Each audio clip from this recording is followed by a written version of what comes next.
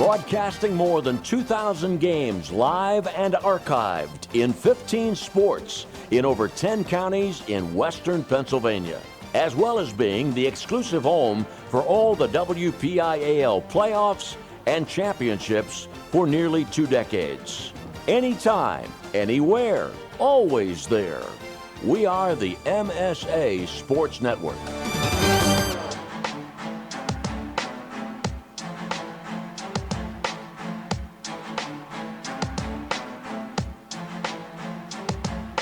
Welcome to exclusive coverage of the 2016 WPIAL football playoffs, only here on the Management Science Associates Sports Network.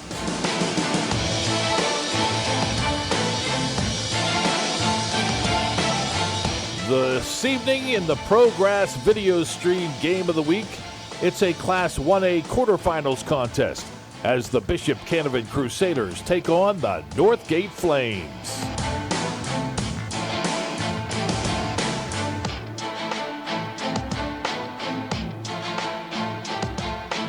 The Road to RMU at MSAsports.net is sponsored by Progress, by First Commonwealth Bank, by UPMC Sports Medicine, by Carlow University, by Officially Sports, by Dollar Bank, by Monticello's Italian Restaurant, and by Management Science Associates. Now with videographer Jess Levo, let's head out to Hampton High School and join Cory, Campano, and Brandon Showers for all the action.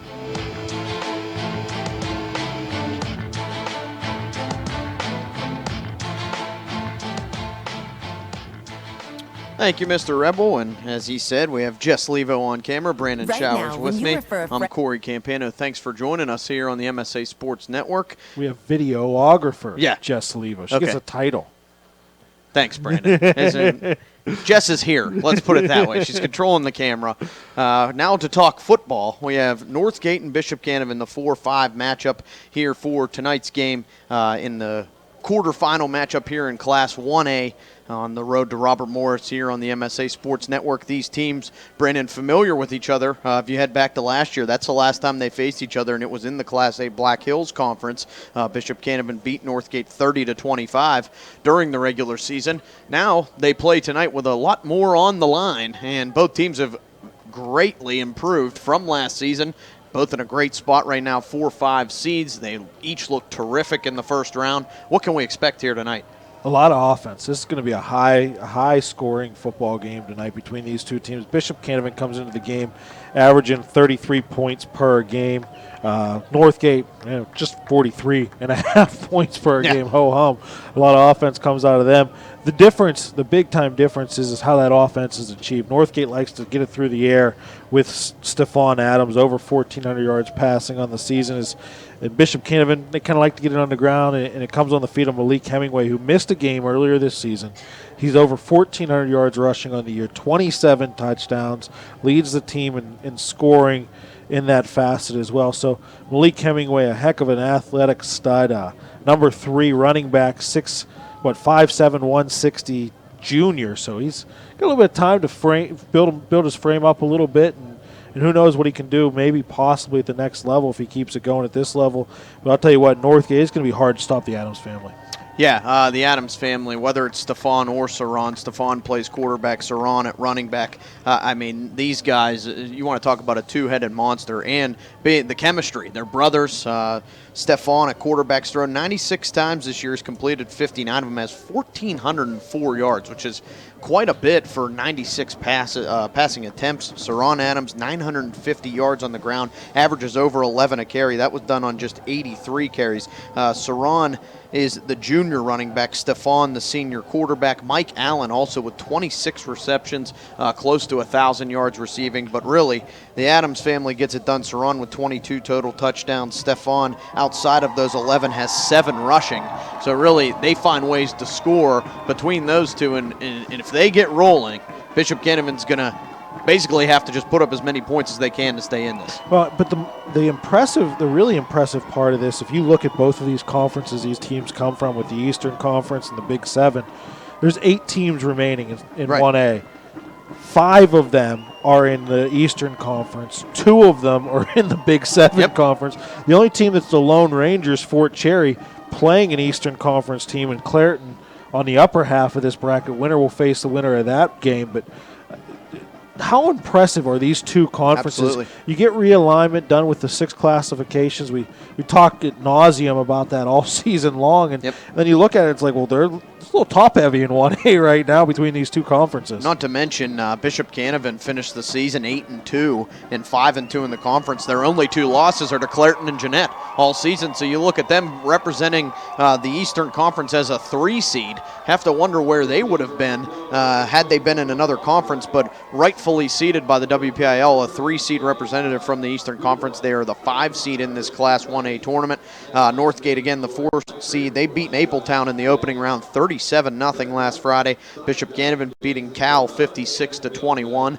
Both teams have now run onto the field, and we were down on the field, Brandon and I, for a good portion of the warm-ups here tonight, and boy, do both of these teams look focused. They looked ready, but at the same time, Brandon, it looked really loose on the field. It's a smart loose is what I call it, a very smart loose, not real cocky, not looking over at the other team like, yeah, you know what, you're ours tonight, but more or less stretching, being serious about it, but also having some fun and understanding that this is a football game they're going to play. And all year long they've played it at a loose level, so I can't see anything different from either of them to come out and try to get all tensed up and try to act professional at this point. You might as well just go with what got you here and keep moving forward. Northgate being the 4 seed in the dark uniforms there in the red jerseys, gold numbers, gold helmets. Bishop Canevin, the road whites, baby blue numbers, navy blue outline for those numbers, and the blue pants. They have the baby blue helmets as well. Bishop Canevin on the far side of the field, Northgate on the near for your viewing pleasure. Brandon, both teams out for the coin toss now. We really can't say enough about how we've been treated so far, by the way, too, here at Hampton High School. They've really taken care of us here in the top row. The press box should be a great one in the 4-5 matchup. Brandon mentioned winner faces the winner of Clairton and Fort Cherry, the 1-8 matchup right above them in the bracket. That game will be next Saturday at a time and place to be determined, and we will try and get you updates from that one as well as often as we can. Coin toss on the field. Northgate has won the toss, elected to receive, and they shake hands now. We're getting ready for opening kickoff here. Tonight's playoff game brought to you by ProGrass First and Turf on the MSA Sports Network. And before we get into a 1A game, I got to applaud in 2A, Derry. I just saw on Twitter, Derry presented Aliquippa and DeMonte Brana a check for his treatments and a number 24 jersey. Anyone who's not familiar with it, he has leukemia, ended his season, ended his career. Derry really kind of stepping up to the plate there, and that's a team that usually doesn't make the playoffs, and you kind of see some good stories come out of it. Absolutely. I like that you brought that up, some serious sportsmanship shown there, and we won't dive into the season Derry's having, but, boy, it's pretty remarkable what they're doing. I'm not going to analyze it. It's just absolutely. That kind of gets you right in the feels, as they say. We're getting ready to start this game. Bishop Canevin will kick from left to right. So we'll easily have scores of 3 of the 4 1A games going on tonight. I don't have anything for Rochester and Amani Christian yet, but through Twitter we'll easily have scores of all the games. This one, the one we're worried about most, is Bishop Canevin set to kick off. Northgate to receive. It's a pooch kick. Dropping right at the 35, fielded there by an up man up across the 40 down there, and Northgate will set up from about the 41-yard line, and here comes that high-powered offense. Oh, and I got to question Bishop Canevin's decision to go with a pooch kick. I understand you don't want to give it to a big return man, but now you give a 59-yard field to go against, and I guess you're really trusting your defense here. So Northgate starting right at its own 41-yard line, 1st and 10. Saron Adams in the backfield, Stefan Adams under center. Now not directly under center, in the gun is Stefan, number 4 in red, and before the first snap, we get a penalty marker. False start on the defense. Play. It's going to be encroachment, 5 yards, not the start Bishop Canevin was hoping for, and it'll be 1st and 5 for Northgate now. Look like Mike Nalipa might have jumped out of his defensive tackle position there. A little bit of a hard count coming in. It's almost, and I can't see the number very well, Corey. It looks like a wildcat if I'm not mistaken. Hard to tell if that is Stefan or Saran in the backfield. Snap and a QB keeper up the middle on the fake jet sweep, keeping the legs moving and getting up near the first down yard marker. That was one of the Adams brothers. That was actually Saran. So good call, Brandon. It is the wildcat. That was running back Saran Adams, number 3, with a 4-yard gain, make it 2nd and 1. And again, Saran Adams, normally the tailback under center. Snap and moves to the left, but a flag again before this one. It's on the defensive side again, too. The near side judge threw it on the defensive side of things. Yeah, I couldn't tell who that was that jumped on the near side for Canevin, but that's another 5-yard penalty on an encroachment call. Automatic first down for Northgate. They're moving the football, having run one play, Brandon. One play for 4 yards and already got a first down. Maybe a little quarterfinal jitters for Bishop Canevin. We said how. We even saw how relaxed they were on the field before the game. Yeah, both sides kind of just taking it like another game. Northgate breaking the huddle now again with Mike Allen, Anthony Barbarino, Elijah Thomas will be the receivers in this one. And that is Stefan Adams now in at quarterback in the gun. Motions his brother Saran in front of him. Snaps, looks that way. It'll be a reverse to the left side and really no room to run there, but breaking a tackle, getting up across the 45 and still on his feet to the outside and thrown out of bounds. An excellent run there by number 22, Kenny Azzarello. Azzarello looked like he was going to be dropped for a 3-yard loss. Turned that into a substantial gain. Broke about 4 tackles. Got a real hard tackle out of bounds. The Northgate contingent that have come tonight, they were kind of looking for a roughing penalty, unnecessary roughness. Wildcat again, Corey. That will be Saran. Saran Adams, number 3. He gained 7 on that, did Azzarello. Adams now.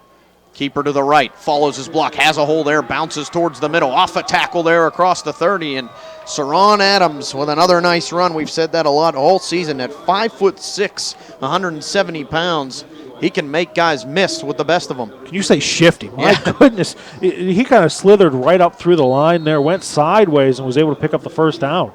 Again, Saran. Adams in the backfield. QB keeper to the right again, same play. Not as big of a hole that time, but a nice job to fall forward by Saran Adams. That ball was marked originally on the 28, gets to about the 25, gain of 3. It'll be 2nd and 7 for Northgate. Clock winding down near 10 minutes here in the first quarter. Northgate really so far, Brandon, couldn't have asked for a better opening drive. Very, very nice opening drive here for Northgate and really kind of imposing their will, not only with the skill that they have, but this offensive line is just jumping off the ball at the defensive line of Bishop Canevin. Timeout going to be called. Yeah, so Northgate will take a timeout. Couldn't get everything set in the huddle. We'll take one as well and be right back. You were listening to exclusive coverage of the 2016 WPIAL football playoffs, and it's only here on the MSA Sports Network. Right now, when you refer a friend to open a new personal or business checking account at First Commonwealth Bank, you can earn a generous cash reward. It doesn't even have to be a friend. Could be a relative. Could be a Bruins fan. Could be that guy over there with the weird hair thing going on. It doesn't matter. Refer anyone to open an account and it will really pay off for you. They'll even get a cash reward themselves, no matter who they root for. First Commonwealth Bank, member FDIC. Learn more at a local branch or visit fcbanking.com. Back on the MSA Sports Network, would like to remind you that this game and the broadcast rights to this game are the sole and exclusive property of the WPIAL and the MSA Sports Network.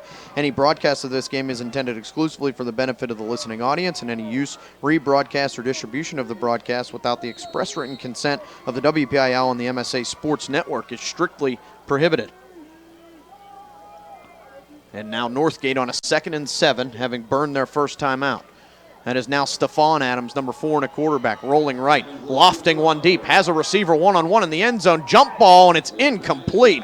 Defending on the play was Austin Scott, and he did a tremendous job to find the ball and knock it away from the receiver. Well, Scott used to reading the quarterback and understanding the quarterback plays quarterback on the other side of the ball. Did a good job making sure he was looking back not only at the ball, making a play at it, and not making any contact on the defender.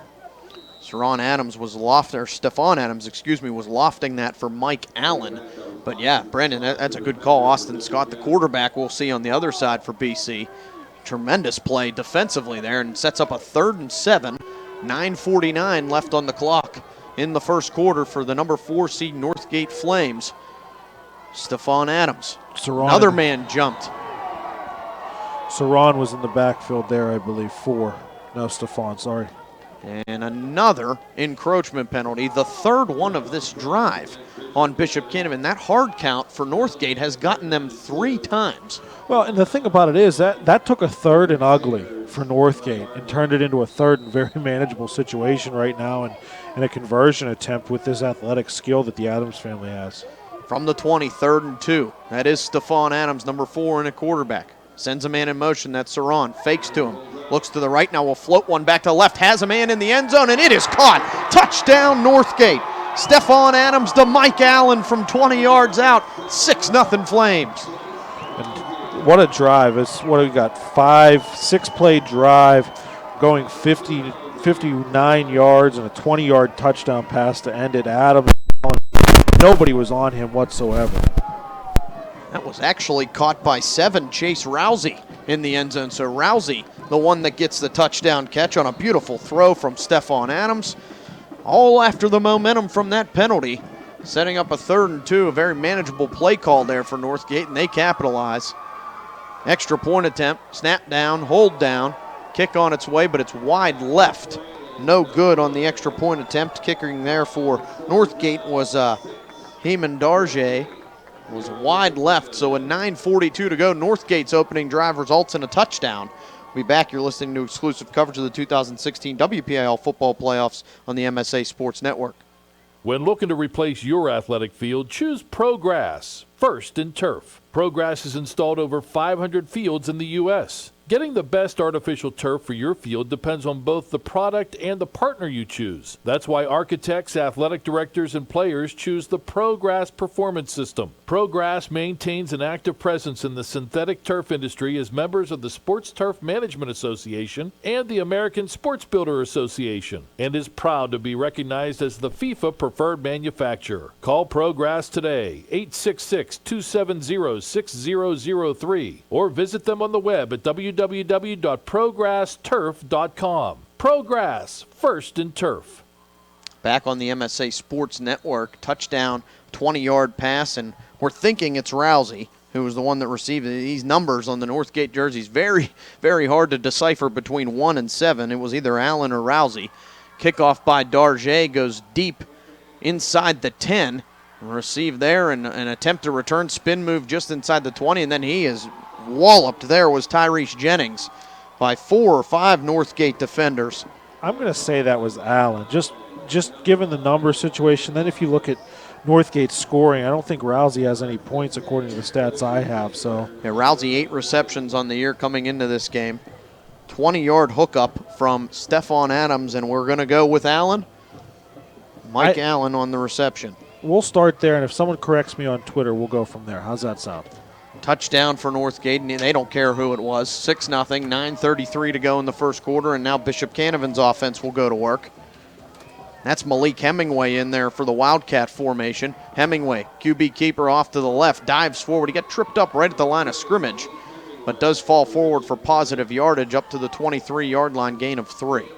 Longer field here for the Crusaders to march down. They gave Northgate a really short field. Now they're going to have to kind of drive down a full field, almost 80 yards. Just breaking the huddle now. They'll go 5 wide, and again, it's going to be that Wildcat formation with Hemingway in at quarterback. Hemingway, an impressive young talent for Bishop Canevin. They like to get the ball in his hands. He'll keep it here again. Nothing up the middle, so he bounces it right and gets outside, and again, slipping to the bottom of that turf from the 30-yard line up to the 31, enough for a first down and a gain of 8. Nice run for Hemingway, really nothing up the middle, so he did it all himself on the outside. Not a bad move from Hemingway there. Pick up what you can, and I definitely like the play calling so far from the Crusaders. Get it into the hands of your playmaker and see what he can do. Out of the huddle now, Bishop Canevin. That is Austin Scott finally in a quarterback. Running backs in the backfield with them, one on each side. The fake to Hemingway. Austin Scott, QB keeper to the left. Falls forward, ball's on the ground. Northgate looks to have recovered it. We'll see what the motion is from the official, and that is the case. A 4-yard gain for Austin Scott, and then he coughs up the football, and fumbling or recovering the fumble was that man number 1, Mike Allen. No, that was Rousey. I had the binoculars on it. I'm done. I'm done. I'm not meaning to correct you, but You are. I put the binoculars on it, so. I'm done. It's Allen or Rousey. Recovery for Northgate. The 37-yard line. And Northgate, after an early touchdown, forces a turnover. And look at this field position. Bishop Canevin needs a stop here. Need a turnover. Need a turnover quick. And another jump on the line before this one gets off. That was Stephon Adams. If this is on Bishop Canevin, and it looks by all intents and purposes it is, you got to call a timeout and talk this over. Encroachment for the 4th time tonight. Yes, the 4th time tonight on Bishop Canevin. Already 20 yards in penalties just on encroachment calls. You got to call timeout and talk this over with your defensive line and be like, look, guys, you are the closest to the football. Watch the ball and then go. So 1st and 5 from the 32 for Northgate. That's Stephon Adams. Sends Saran in motion. Fakes to him. Floating one. Up the right hash. Ball was there and caught. Nice adjustment to make the catch right at the 10-yard line. I believe that was Azzarello on a floating pass from Adams up to the 10. Gain of 22 on the completion. That's who it was Azzarello. So we're on the same page with that one. 1st and goal for Northgate. Stephon Adams very in sync on the timing of these throws so far. Northgate already with a 6-0 lead, looking to add to it. They're going to try to make this fumble count. If you're Northgate, this will give you a commanding lead in this game right now. Adams looks out to the right. Motions something to the wide receiver that way. I believe that's Saran in the backfield. Number 3 it is. He'll keep it off the left side. Bounces off a tackle inside the 10 and then is pushed back near the line of original line of scrimmage. We'll see where they spot it. Boy, that's a rough spot. Looked like he was 3 yards downfield. They'll mark him at the 11 for a loss of 1. Well, he still kept his legs moving. That's the one downfall, keeping your legs moving and trying to get your body momentum going forward. You kept your legs moving and ended up really getting knocked backwards, and a couple of defenders for Bishop Canevin kind of knocked back very hard on the play. Taking their time now are the Flames out of the huddle. Saran Adams to the left. That's Allen at the top of the screen, the lone wide receiver to the right. Stephon Adams sends his brother Saran in motion, fakes again. Will float one up to Allen. That ball was caught just short of the goal line. Nice defensive play from Scott to step in, but a better job by Allen to hang on to the football. Gain is down to the 1-yard line for a 10-yard gain. It'll be 3rd and goal. And they actually marked that back at the 2. So gain of 9. 3rd and goal from the 2-yard line. Northgate will come out in a powerhouse set now. 3 men in the backfield with Saran Adams in a quarterback. The snap is high over his head. Adams catches it on a bounce but has nowhere to go. He's going to be tackled outside the 10-yard line in the first big mistake for Northgate. Well, they're going to give him forward progress to the 11. That hurts. Bad snap. Had everything going forward, though. The offensive line I was watching on that play completely got off the ball cleanly and ended up really creating an open lane, just no football to run. Now 4th and goal from the 12-yard line, so a loss of 10 for Saran Adams. Personnel changing now for Northgate. Offense staying on the field. They'll try for another touchdown here. Got to throw it in the end zone on 4th and goal. Stephon Adams with 2 receivers to the right. Saran behind that tight end to the left. Man in motion in front of him. That's Azzarello. Fake there. Stephon Adams rolling to the left. Looking for somebody downfield. Floats one over the middle and it's incomplete. With the pressure from the backside again was Scott, and again attempting to go to Allen was Stephon Adams, but the Bishop Canevin defense holds. Good job of Scott there, timing his contact, and that's a big-time hold right there, something to put a star around circle on your score sheet, because I'll tell you what, if Northgate scores there, it's going to be a near impossible uphill struggle for Canevin the rest of the game. Head coach Darren Shoppy of the Crusaders had to like that, considering the penalties on the defense, 4 of them already. 4 encroachment penalties. There's still 5.5 to go in the first quarter. They're not even full speed penalties like no, a absolutely face just a mask hard count. Yeah. It's a hard count, and 4 times they got him to jump. Bishop Canevin now out of the Wildcat. Hemingway keeps again up across the 15 to about the 16-yard line. Called a gain of 4. It'll be 2nd and 6 for Bishop Canevin. Really, Bishop Canevin, a running-centric team. We were talking about that in the pregame, but you got to try to do something to get the box opened up. Northgate's starting to creep down, 7 and 8 defenders inside that box, and they're going to try to shut down Hemingway the rest of the game. You've got to do something to get Scott involved with the passing game. Crusaders go into this Wildcat a lot. Hemingway has only thrown 6 passes all year out of it. Fake to Scott in motion. Hemingway keeps again up the middle, breaks a tackle, cuts out left, breaks another one across the 25, and he still keeps the legs moving across the 30. What a run for Hemingway, but a flag was thrown behind the play right around the line of scrimmage. It's a hold on Canevin. 5th penalty of the game for the Crusaders. Looks like he did pick up a couple yards on the carry. But unfortunate, and a lot of times you see those long runs like that, Cory, that they're bottled up and kind of get forward after a little while. It ends up resulting in a hold. Linemen have a lot of trouble keeping their hands inside the shoulders on longer runs. It's funny that you mentioned, Brandon, how shifty Saron Adams is. How about Malik Hemingway? Oh, yeah. I mean, right there were 4 or 5 chances to bring him down. And again, unfortunately, Canevin, a 16-yard gain, turns into a loss of about 7, back to your own 9. That's 5 penalties for 30 yards so far on Canevin. Not going to win many games I'm not with going those to win numbers. And especially not a playoff game. Especially against a team like Northgate who can score as often as they can. Scott now under center. In the gun, Hemingway behind him, receiver each way. Scott pitches to Hemingway to the right. Hemingway cuts inside, cuts back outside, and is still on his feet up near the 15-yard line, just over that right hash mark. Brought down hard there, but bounces up quickly. Goes from the 9 to the 15, gain of 6. Set up 3rd, about 7. You got to try something here, a hard count. Try to get some cheap yards. 3rd and 7 from inside your own 20. Not a lot of plays you can run to take that chance, especially a running offense like Bishop Canevin is. Trusky in the backfield now with Austin Scott. 3 receivers to the left, 1 to the right. Scott in the gun, drops, looks to the left, floats one down the middle. Kellen Gustine, it's intercepted. Stephon Adams picked it off at the 44, has room down the right sideline inside the 20, bounces out of bounds at the 14. Stephon Adams with the interception for Northgate. Canevin's possessed the ball 2 times now. Both times result in a turnover. They result in a turnover in the offensive side of the football field for this Northgate offense. You can't ask your defense to continually come back out and come up with big stops. This is another situation that if Northgate scores, it's going to be almost an insurmountable lead with the way their defense is playing so far. Defense is going to have to step up again for Bishop Canevin. Austin Scott fumbled earlier, now an interception. Not a lot of things going right for that young man so far, the senior quarterback.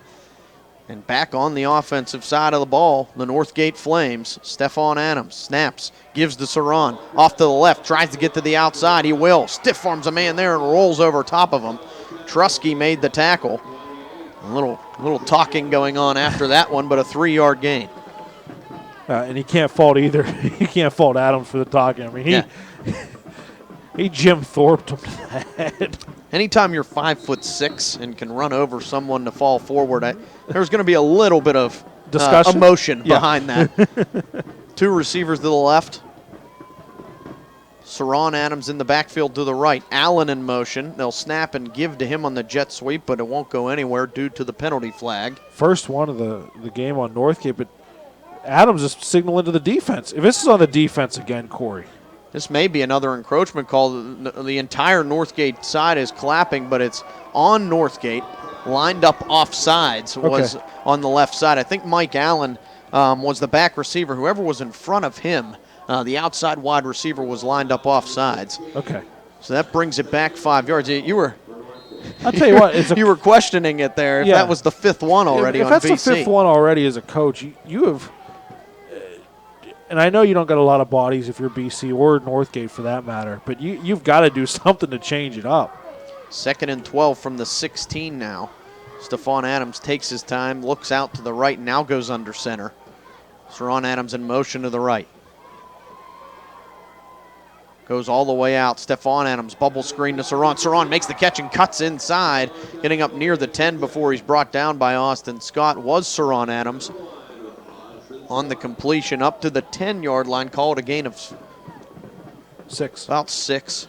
Yeah, 3rd and 6 now. Clock winding down to 2 minutes here in the first quarter. Interesting play. I thought they were going to go with like a backward pass type situation and try to allow Saron to throw the ball or have the option to throw the ball. Instead, they go arena football style and try to get his body moving forward a little bit. Real dangerous pass. And where you're at in the field, I guess there's room for error. But Northgate's got to find a way to put this in the end zone on a 3rd and 6 from the 10. Stephon Adams under center again. Saron goes deep to the left, and a flag again. It'll be a delay. Thrown, and good job, Brandon, for keeping an eye on that. Delay of game on Northgate. We'll push it back to the 15-yard line, and this will be a 3rd and 11 now. First down yard to gain is at the 4-yard line of Bishop Canevin. We've seen 7 penalties so far. 6 of the 7 have been pre-snap. Remarkable. Neither coach has got to be happy. Yeah, it's again, I want to say it's playoff jitters, but I mean, we're almost a full quarter in. They both look terrific in the first round. This isn't, this isn't anything new to these teams. Bunch to the left for Stephon Adams, a quarterback from the right hash. He rolls left, looking to the outside, floats one there. He had a man, but he overthrew him. That was Azzarello running towards the sideline inside the 10, and Stephon Adams would like to have that throw back. Yeah, well, it's a tough throw to make, too. He's a right-handed quarterback, scrambling to his left, got to get his entire body whipped around. He tried to throw it off his back foot. Next time, you want to try to whip your entire body around, almost take like half a step back pedaling and then throw it. At that point, I think you can lead Azzarello just a little bit better and maybe pick up the first down and possibly more. Class A, a lot of times you'll see teams go for it often in situations like this, and that's what we'll see here for a 4th and 11 for Northgate from the 16. A couple wide receivers to the right, one to the left. Adams floats one up to the left, one-on-one there. Allen going up for it. Great play defensively by Trusky. He was in great position the whole time for Bishop Canevin, knocks it away, and Brandon, talk about putting the defense in that situation. They're 2 for 2. 2 for 2, but you can't go to the well too many times, Corey. I'm sorry, but the defensive play there out of that cornerback, did you see? He didn't even line up anywhere near the line of scrimmage. He went right into the front edge of the end zone and said, okay, I know you're going to go for the end zone here. I'm just going to stand back here and I'm going to bat the football down. It's a great mindset, too, because they had 11 yards to gain for a first down. Easy to position yourself as a defender, and Trusky made a nice play on the outside. So with 1:22 to go in the first quarter, Malik Hemingway back in at the Wildcat. Fake to Gustine, keep up the middle, burst of speed for Malik Hemingway.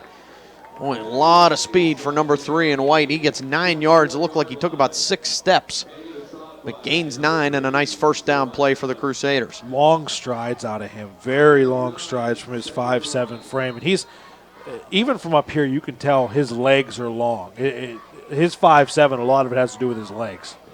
He can really move when they get him in space. Mentioned before the game, Brandon, he missed a game this season and had over 1,400 yards rushing. And led the team in touchdowns. With a big number, 27. Him and the Wildcat again. Fakes to Gustine and will keep it to the right. Hemingway picks up a block, cuts inside again across the 40. He's across midfield, breaks a tackle there. Malik Hemingway all the way down to the 32-yard line of Northgate territory. A huge run for number 3. 26 and another 14 or 15.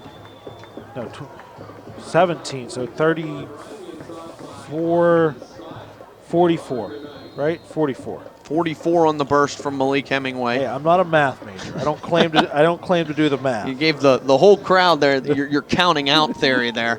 That's how we do it. Well, you run out of fingers and toes eventually. It gets difficult, okay? Either way, a huge run. Malik Hemingway, 44-yard burst. They'll try and get another playoff here. Under 10 seconds, they'll get one. Man in motion's Gustine. Fake to him. Hemingway keeps up the middle again. Positive yardage to the 30s where they're marked at gain of 2. But a nice run there for Hemingway on the 44-yard burst, setting up Canevin for the second quarter. They trail 6-0 at the end of 1. We'll be back for the second quarter here on the MSA Sports Network. It's 2016 WPIAL football coverage and the playoffs only here on the network. The team at UPMC Sports Medicine doesn't just rebuild wrists and knees. They build better athletes. Athletes at every level who want to get stronger and faster and prevent injuries. Fact is, no other sports medicine program in the region is more experienced when it comes to treating, training, and inspiring athletes. UPMC, the official healthcare provider of the Penguins, Steelers, and you. Find out more at upmcsportsmedicine.com. People ask what drives me. It's the respect I have for my opponents, the trust I have in my teammates, a coach who treats me with dignity, and a university that has faith in me on and off the field. That's what keeps me focused, why I practice harder, play my heart out. I play to win. I play for Carlo. Tell us your story using #WhatDrivesYou. Carlo University, a proud sponsor of the MSA Sports Network. Back on the MSA Sports Network alongside Brandon Showers, I'm Cory Campano. Jess Levo's on camera. Thanks for joining us here tonight. 2nd and 8 coming up for Bishop Canevin from the Northgate 30. Reminder, a lot of games going on here tonight on the network. For updated football scores on Friday nights, check out MSA Sports on your mobile device at m.scores.msasports.net. A lot of action on there tonight. Canevin back out on offense. Hemingway in the Wildcat again, keeps up the middle. Not much room to run there. First in on the stop was Elijah Thomas for Northgate. Looks like maybe just a 1-yard gain. That's what they gave him. I got him at 9 for 79. Now, that 44-yard gain really kind of helped him out on the stat sheet. And a really nice drive here. This is the 5th play of the drive. All of them have been to Hemingway. Like to see him maybe try to get the ball into Scott's hands a little bit and take a chance. Honestly, I don't think they're thinking that at all. 3rd and 7, Scott's already lined up at receiver. Hemingway, full house in the backfield. Gustine in motion, fake to him. Hemingway keeps to the right side, flag thrown. I think they'll blow that dead. Another pre-snap penalty. This one's a false start on the offense. Boy, Canevin just can't get anything right. Pre-snap, another 5-yard penalty. That'll make it 3rd and 12. I mean, you hate to continue to beat on that, but if you clean up these penalties, it's a completely different football game, Cory. Oh, it really is. I mean, look at the first drive for Northgate. They had 20 yards given to them, and finally Darren Shoppy's going to take a timeout for Bishop Canevin to talk about some things. We'll keep it here on the MSA Sports Network. Remind you, coming up at the half, it's the MSA Sports Halftime Show. This week, Don Rebel and the Post-Gazette's Mike White check out the 2017 district football recruiting classes. Other scores, Jeanette 21, Springdale 7. I'm looking for the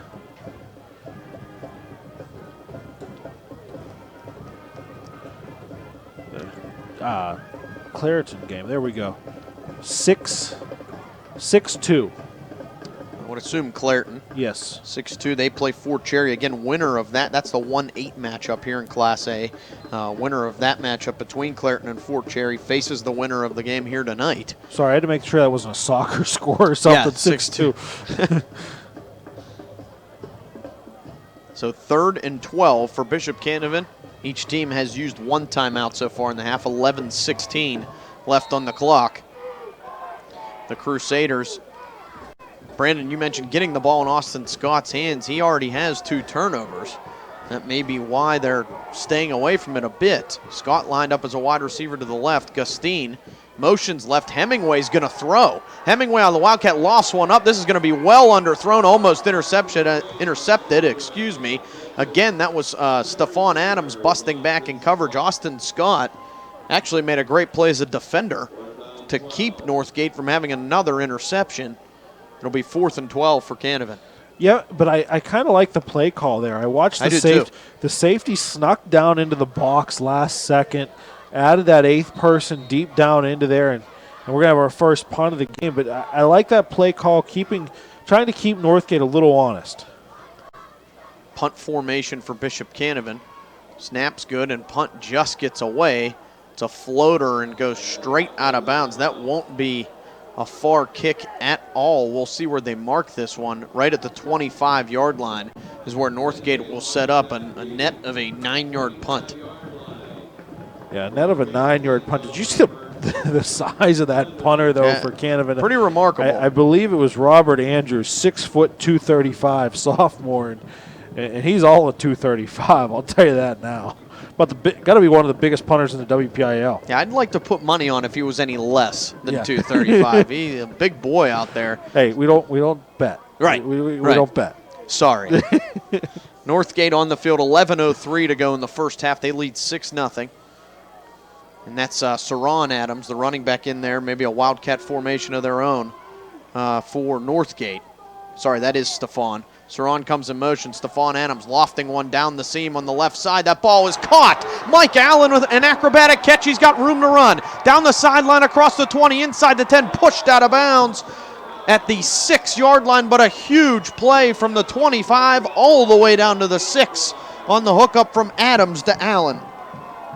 I think they gave him the 5 there. I'm not sure. The front foot of that side judge is right at the 5. And very valiant effort from Allen to try to get his body into the end zone with the football. Just wasn't quite able to get it. So a 70-yard hookup. They love that seam route, do the Northgate Flames, but looked like that ball might have been underthrown for a split second, but Allen held up and made a nice catch, and Northgate right on the doorstep again at the 5. It's 1st and goal. Now that's Saron Adams, number 3 in the backfield. QB keeper to the right, cuts it back towards the middle, keeps the legs moving, trying to push towards the goal line. We'll see what the call is. He's close. Touchdown, Northgate, a 5-yard run for Saron Adams. 12-0 Flames, and they are starting to roll. Saron Adams just wouldn't go down on that play. There were about 4 Crusader defenders trying to take him down, turned his body backwards and just started to backpedal as hard as he could into the end zone. Love what you said there, Brandon. He just would not go down. It looked like there was 5 or 6 defenders for Canevin trying to pull him down, and then the help from the offensive line pushed Adams into the end zone. Big 70-yard pass play, and then Saron Adams caps off the drive with 10:39 to go. They're going to go for 2. That's Stephon Adams in at quarterback. Allen, the lone receiver, to the right. Saron in motion now to the right side. Adams rolls, looking for help. He'll just run it in. The corner of the end zone, 2-point conversion is good, and it's 14-0 Northgate. Capped off by a Stephon Adams 2-point conversion. The Flames, the 4 seed, proving that they are 4 seed worthy so far here tonight. You're listening to exclusive coverage of the 2016 WPIAL football playoffs here on the MSA Sports Network. Monticello's Italian restaurant has been serving the Pittsburgh community for over 34 years. With over 5 northern locations, there is one near you. Monticello's has been named the best pizza, best hoagies, and best Italian restaurant by the Tribune Review for 3 years in a row. Stop in at Monticello's restaurant before or after your high school football game and mention that you heard us on the MSA Sports Network and receive a large traditional cheese pizza and 4 soft drinks for $12.99. For the complete menu and additional information, go to Monticello's.com. Monticello's, a Pittsburgh favorite. Back on the MSA Sports Network, a reminder tonight's playoff game is brought to you by Progress, First and Turf. Beautiful turf facility here from Hampton High School. Hampton not on the field tonight, though. It's Northgate and Bishop Canevin, 14-0 Northgate. Yeah, unfortunately for the Talbots, not able to get into the win column this year either. A really down year for them after a pretty productive season last year. Yeah. So see them moving try to up see to them 6A had a little trouble. Yeah. Try to see them coming back next year, but if you're Bishop Canevin, you got to come back now. Big boot on the kickoff by Darje. And bringing it up across the 20-yard line. Down there, ball is on the turf. It's loose and Northgate recovers. They're going to say it's a fumble. On the return was number 5, Matthew Smith for Bishop Canevin. He got across the 20 and fumbled. Boy, I thought he was down on the far side of the field, and not only did he fumble it, and it's a legal fumble. Northgate falls on it. Third turnover of the game already for the Crusaders. And on that football came up with it, Anthony Barbolino came up with that football. And we couldn't even see it from this vantage point, if he was down or not. But official right there, right on top of the play, decided he was down. That's 3 turnovers already in the first half. So Barbarino falls on it, and now it's Saran Adams in the Wildcat formation at quarterback, a 14-point lead. And they set up at the 22-yard line of Canevin. Man in motion, fake there. Saran Adams burst of speed up the middle. Inside the 10, bounces off a tackler there, down to the 5. An athletic run, to say the least. A burst of 17 for Saran Adams. Saran Adams saying, anything you can do, I can do better. Said he picked up what on that play again? 17, down to the 5. It'll be first and goal. Northgate a chance to go up 3 scores. 8 for 30 yards for Saran Adams so far in this game. And that was after getting that fumble that he lost a good 10 yards on. Yeah, then really was not his fault. Exactly. Snapped well over his head. I mean, the stat still goes against him. Yeah. It's unfortunate statistically. In the Wildcat again. Adams to the left. Saran tries to get to the outside. Now we'll cut it back and is hit there. Positive yardage, but short of that goal line. Call it a gain of 3 down to the 2. So it'll be second and goal from there. Northgate right on the doorstep here of going up 3 scores. Saran Adams, I think, waited just a little bit too long to make the cut upfield. I think he had an open hole. Had he cut it a couple steps sooner, tried to get the pylon, and wasn't able to get far enough over. Barbarino's running on with the play. I'm sorry, that's Azzarello running on with the play for Northgate. Second and goal from the 2. See what kind of formation they line up with here. They're going to put Stephon Adams back in at quarterback. Watch out for Mike Allen, that receiver on the right side. Adams snaps, rolls that way. Pressured, gets rid of it. Allen's there. Did he catch it? He certainly did. Touchdown, Stephon Adams to Mike Allen again. This time from 2 yards out, 20-0 Flames. That takes Stephon Adams to 129 yards passing and 2 touchdowns. 101 of the yards have gone to Mike Allen so far, Cory. And both touchdowns. Mike Allen consistently finding holes in that secondary and getting open, and it looks like they're going to go for 2 again, are the Flames. Stephon Adams motions something out to Mike Allen as they break the huddle. He's in at quarterback. Saran to the left will come in motion. Stephon snaps, rolls right, looking over the middle, nobody there. Running out of room, he'll spin and twirl all the way back around. Trying to find somebody open in that end zone. Extends the play and then just lost the football. Tried to pump fake and just lost the football, so the 2-point conversion will not count. 20-0, Northgate leads with 9:09 left in the first half. We'll be back. You're listening to exclusive coverage of the 2016 WPIAL football playoffs here on the MSA Sports Network.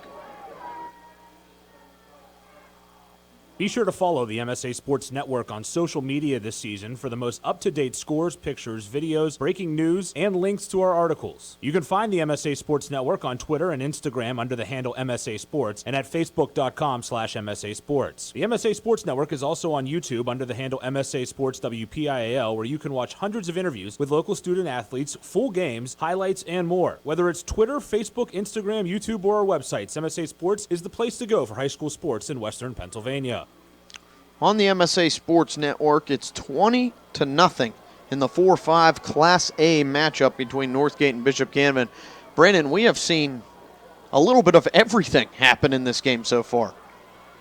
And none of it's been good for the Crusaders so far. Short of the long run for Hemingway, the Crusaders are having a lot of trouble getting anything offensively positive out of this. A very, very tough first half for them. Darjay to kick off again, and again a deep boot. Returning it from his own 4 is Tyrese Jennings. Jennings up the middle, cuts back outside the hash mark. It's tripped up there, an excellent form tackle for Azzarello just outside the 15. It'll be marked at the 16-yard line. Nice form tackling there. Kenny Azzarello, the 5'8" senior.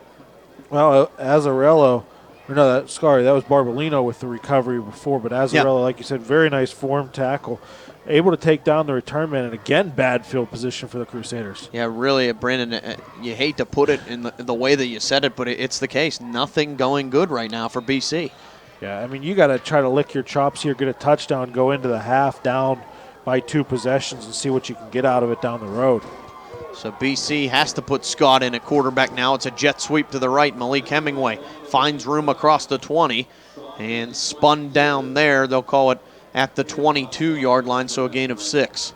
And I understand what you're saying and not really trying to throw the ball too much, but you can put Scott behind center and get the ball in the hands of Hemingway in other ways. You can be a little bit more creative about it because when he's behind center, they're creeping 9 guys into the box and kind of trying to shut them down that way. Let's face it, there's got to be some sort of mystery now when you're down by 20.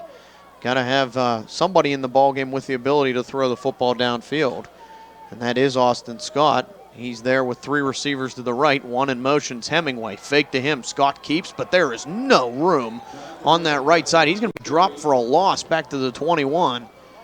Loss of 1 on the run by Scott. I couldn't tell who that was getting pressure on the left side, but boy, it looked like the whole defensive line read that play for Northgate. So I'm going to give you a hypothetical scenario here, Corey. You're Darren Shopey over there, and you come into this game. Through the first half of football, your starting quarterback has yet to throw a pass. Positive or negative? Negative. Well, the pass he threw was an interception. Scott rolls left, looking downfield. Has to keep it and turn upfield. There was nothing open downfield. He actually gets up near the first down yard marker to the 25 on the QB keeper. It's a gain of 4. He's a yard short. And punting unit on the field for the Crusaders.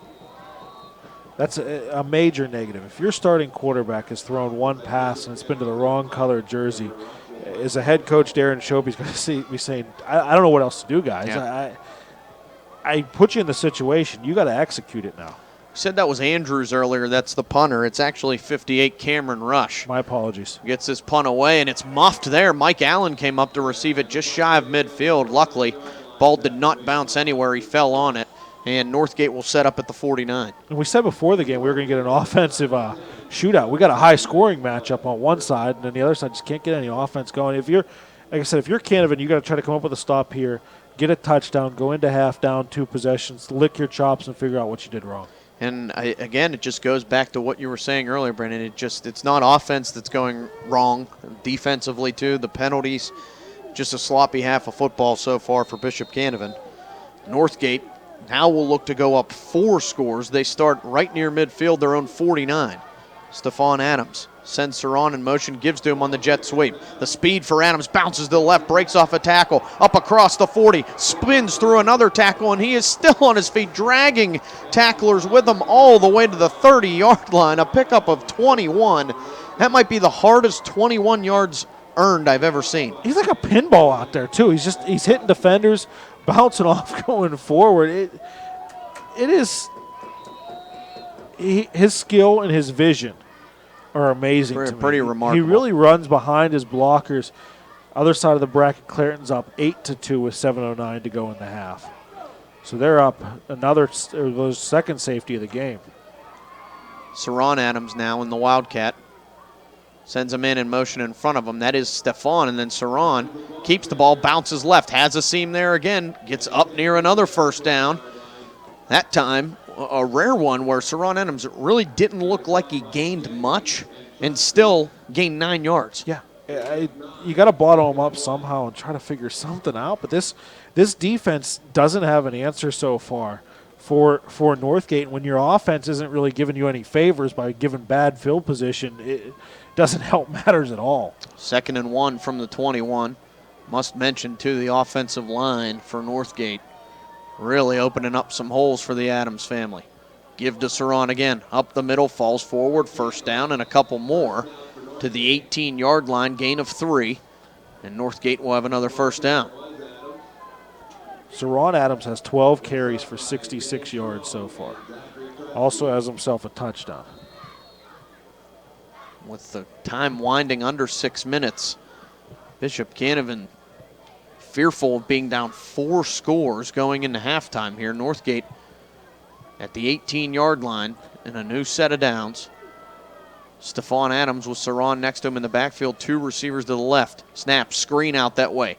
Room for Allen after he makes the catch. Spins up near the 15-yard line. Will be brought down right there. Clock will continue to run on a 3-yard gain for the Flames.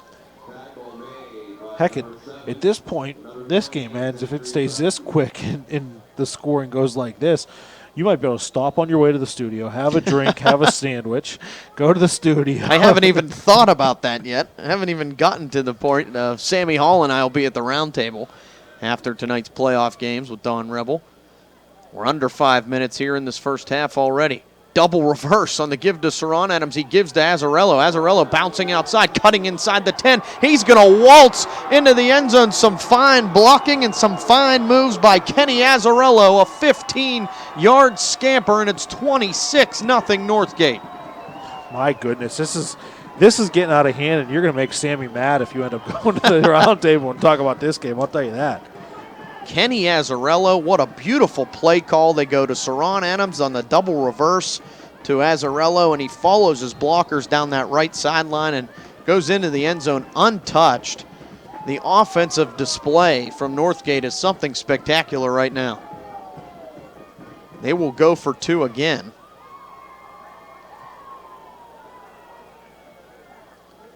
And Stephon Adams with Saran to the right of him in the gun. Bunch set, couple wide receivers each way. Rolling right, Stephon Adams floats one to the end zone. It's caught there and getting the foot down. 2-point conversion is good. Trying to make out who got that reception. I believe it was 11, Elijah Thomas. It is, 2-point conversion good. 28-0 Northgate. Brandon, this is just ugly, an all-out route right now. And this isn't the type of matchup you look for in a 4-5 matchup in any bracket for that matter, especially these two teams. You look at the offense of Northgate and you understand that they're going to score a lot of points probably. But then you also look at the offense of Bishop Canevin and you're like, okay, maybe they can go blow for blow and hope to have the last possession and go from there. They got to have the last 7 possessions at this point the way their offense is playing.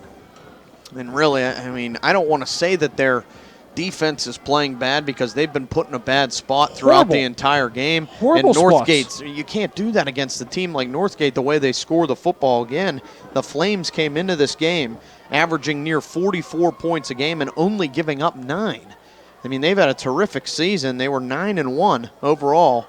Their only loss was to Rochester, who finished undefeated and is the 2 seed in this Class A tournament. Northgate, they play like this, and if they face Clairton next week, this could be something really interesting.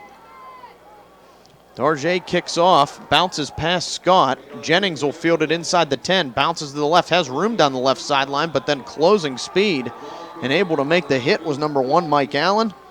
Bishop Canevin again will set up at his own 23. And Cory, that's what it is closing speed. Anytime a runner, be it a returner or Hemingway, get out into open field for Bishop Canevin, there's always a Northgate defender just closing in on him. Northgate in all facets of the game right now has just really been impressive. There's really nothing else you can say. It's all Northgate right now, and the scoreboard shows it. We say that it's not necessarily the defense's fault. There were a couple series there that the defense really shot them. Yeah, but also they shot themselves in the foot with some penalties. Canevin now, first play, and it's intercepted. Austin Scott looked to the right. It's picked off. Nobody in front of him into the end zone. It's a pick 6 for Cave Bowie. Cave Bowie, the pick 6, call it 25 yards, and it's 34-0 Northgate. If they convert here, we're talking mercy roll.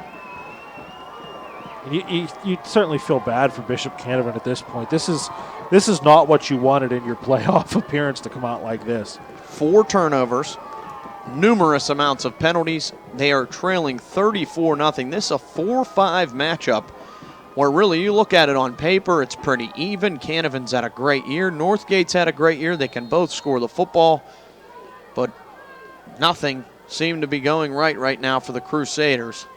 Extra point attempt, snap down, hold down.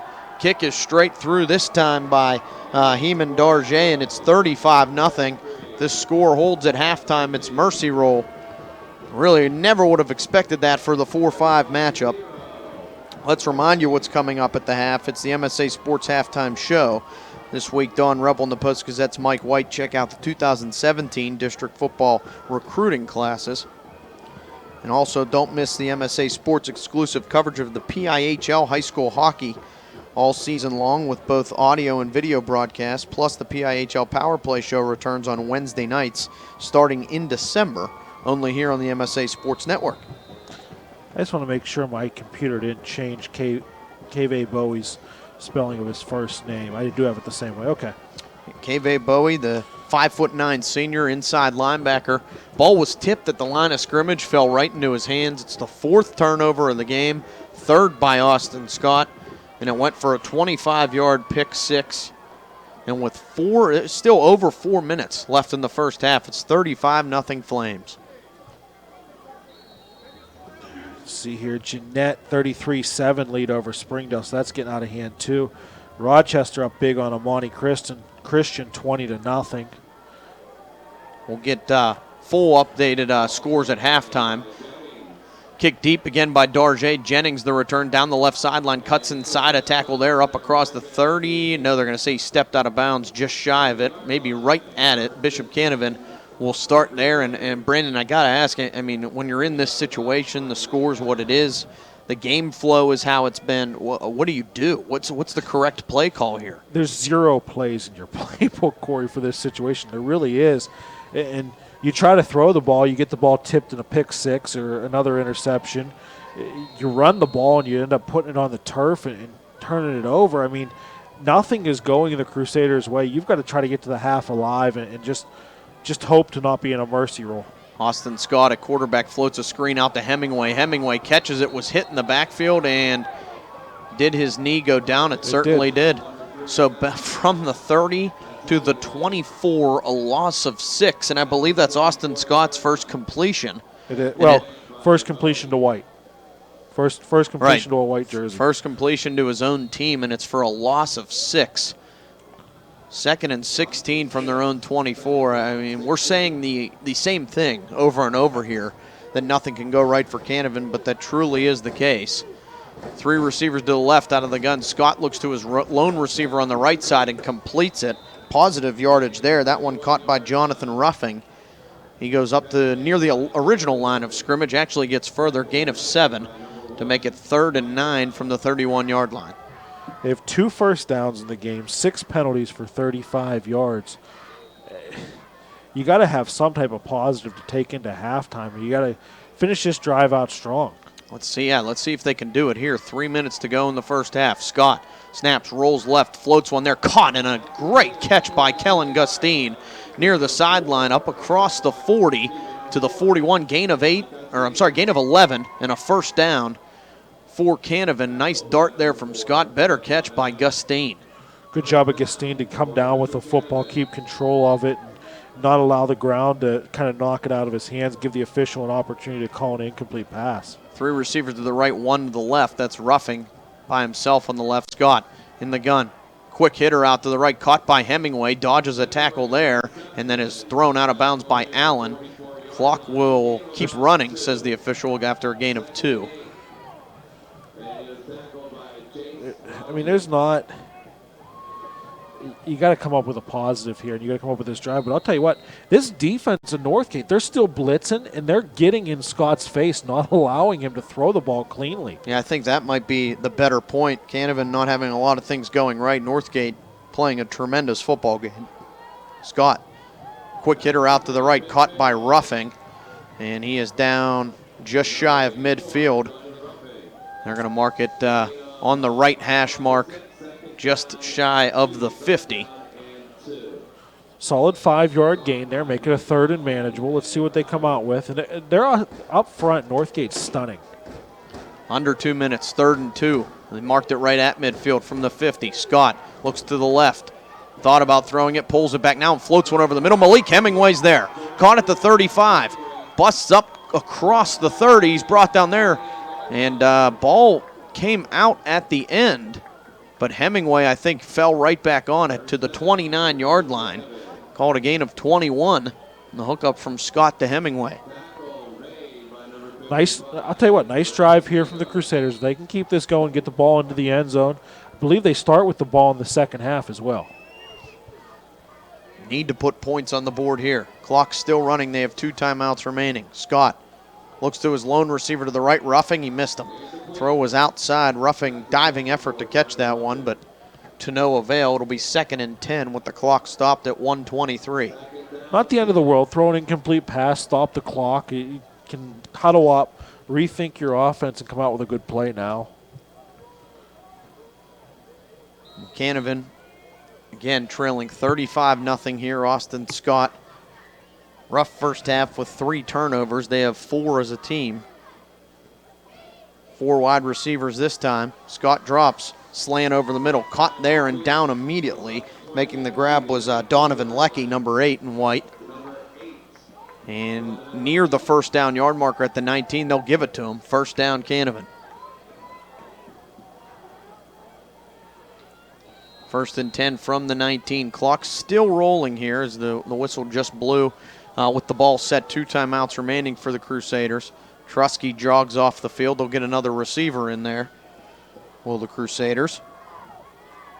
Scott floats one to the left this time. Ruffing's there again. Makes the catch. He fumbled the football. He is hit. The ball was fumbled. Did Northgate grab that before rolling out of bounds? We'll see what the call is. No signal from the official. And they say out of bounds. Okay. So the fumble was caught by Ruffing, and then the ball was popped out and fumbled, hit the sideline just before Elijah Thomas recovered it. So the ball remains in Bishop Canevin's possession after a gain of 2 officially. And what they're getting these receptions on is quick, short routes, quick outs, and get guys in space. 2nd and 8 from the 19. Scott, shotgun snap, rolls to the right, floats one downfield. It's caught there, and he is absolutely drilled. Flag. Gustine was the man that made the catch and took an absolute shot. You're going to get a backside hold here, though, Cory. Flag, there are 2 flags on the play. One back near the line of scrimmage, and then one, I think, on the hit to a defenseless receiver. That could be very possible. I would agree with that. 40 seconds showing on the clock here left in the first half. See what the call is.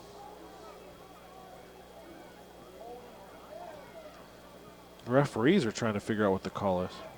And penalties offset. It was a holding on Canevin, personal foul on Northgate, just as we thought.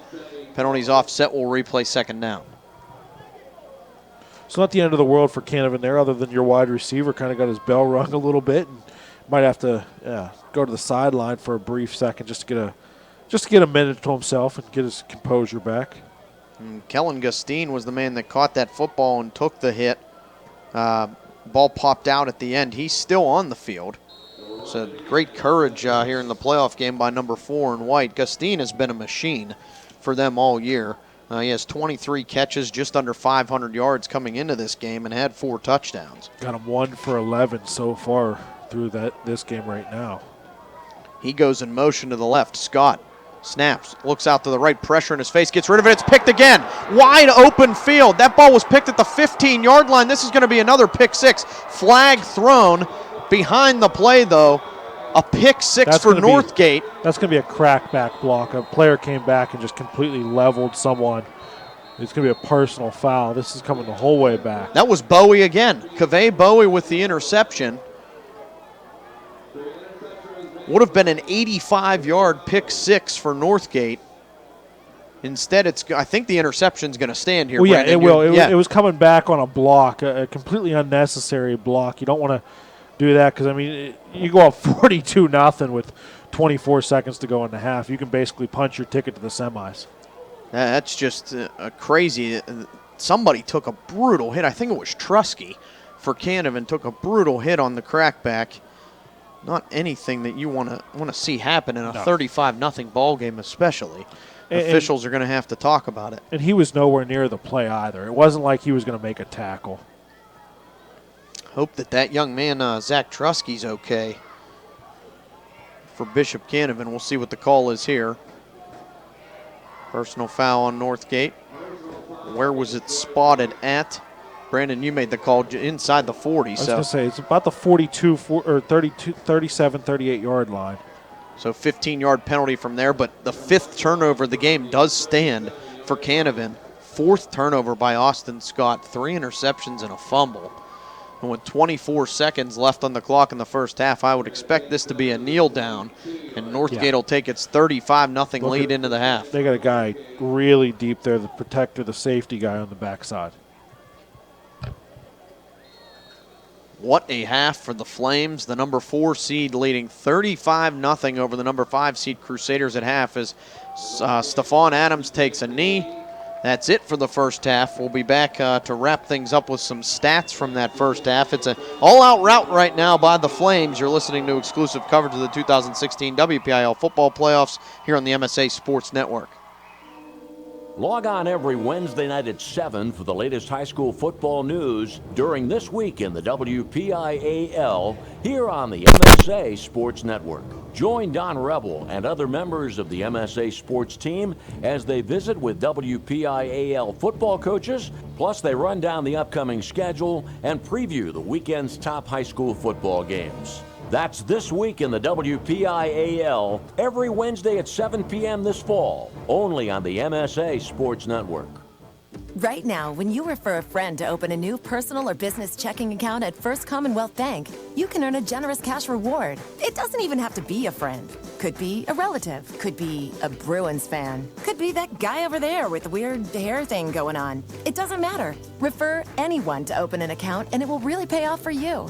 They'll even get a cash reward themselves, no matter who they root for. First Commonwealth Bank, member FDIC. Learn more at a local branch or visit fcbanking.com.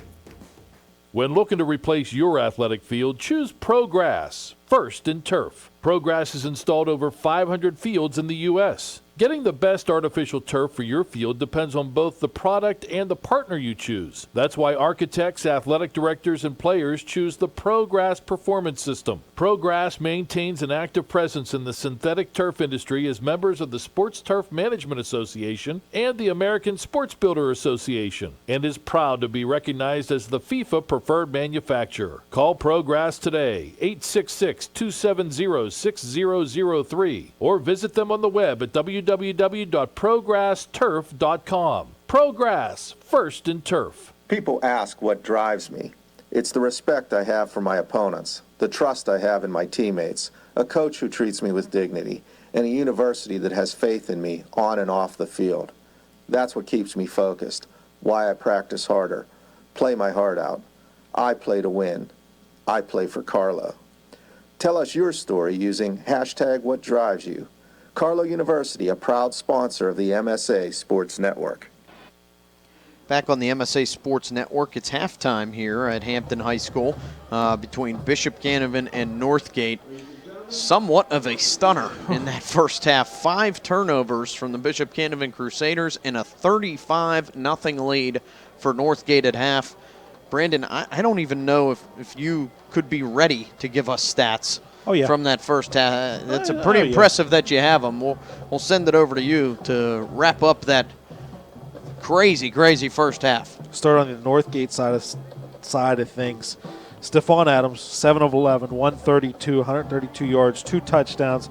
Ron Adams, 12 carries, 66 yards and a touchdown. Kenny Azzarillo has 2 carries for 22 yards and a touchdown.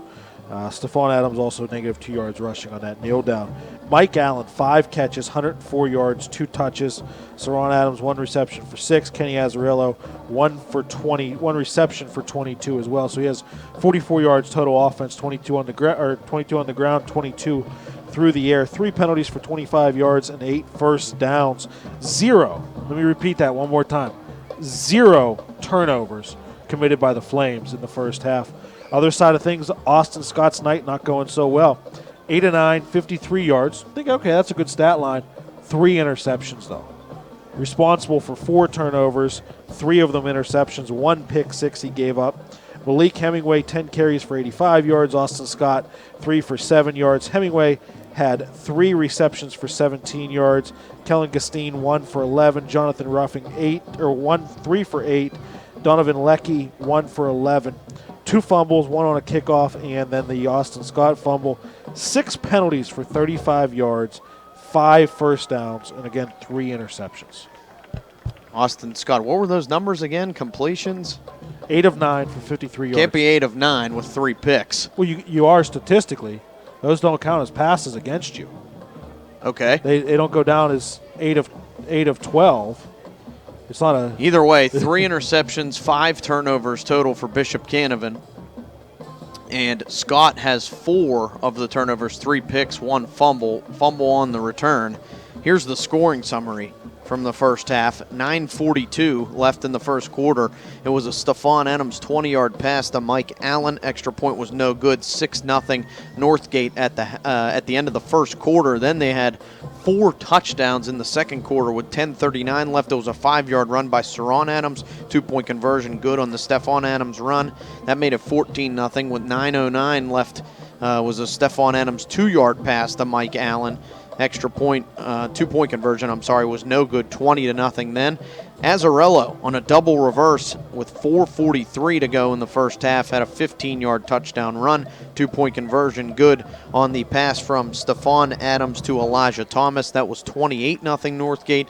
And then with 4:23 to go, just 20 seconds later, a 25-yard pick six by Kaveh Bowie. Extra point tacked on by Darjay. 35-0.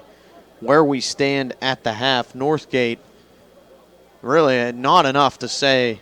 I don't think we have enough time to talk about how well they are playing football right now. They have yet to give up a point in the WPIAL football playoffs here in Class A. Won the first week 37-0. They lead 35-0 at half here. And it's just been an all-out rout for the Flames. We'll take it to the halftime show and come back to you before the start of the second half. But for now, let's shoot it over to Don Rebel and the Post-Gazette's Mike White for the halftime show. We'll check out the 2017 district football recruiting classes.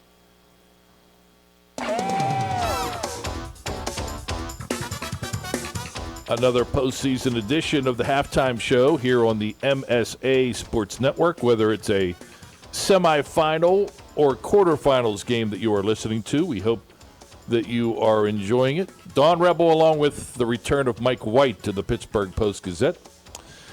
And as is the tradition here in week 11, we have a lot of traditions, don't we? Yes, It seems every time we talk, I'm like eggnog, touting a tradition. Eggnog. And yes, that's for next week. Okay. We hit the eggnog hard. But this week you're going to zero in on the recruiting. Always creates a lot of interest, recruiting does. Whether you agree that it should be this followed this much or not, Don, people like it.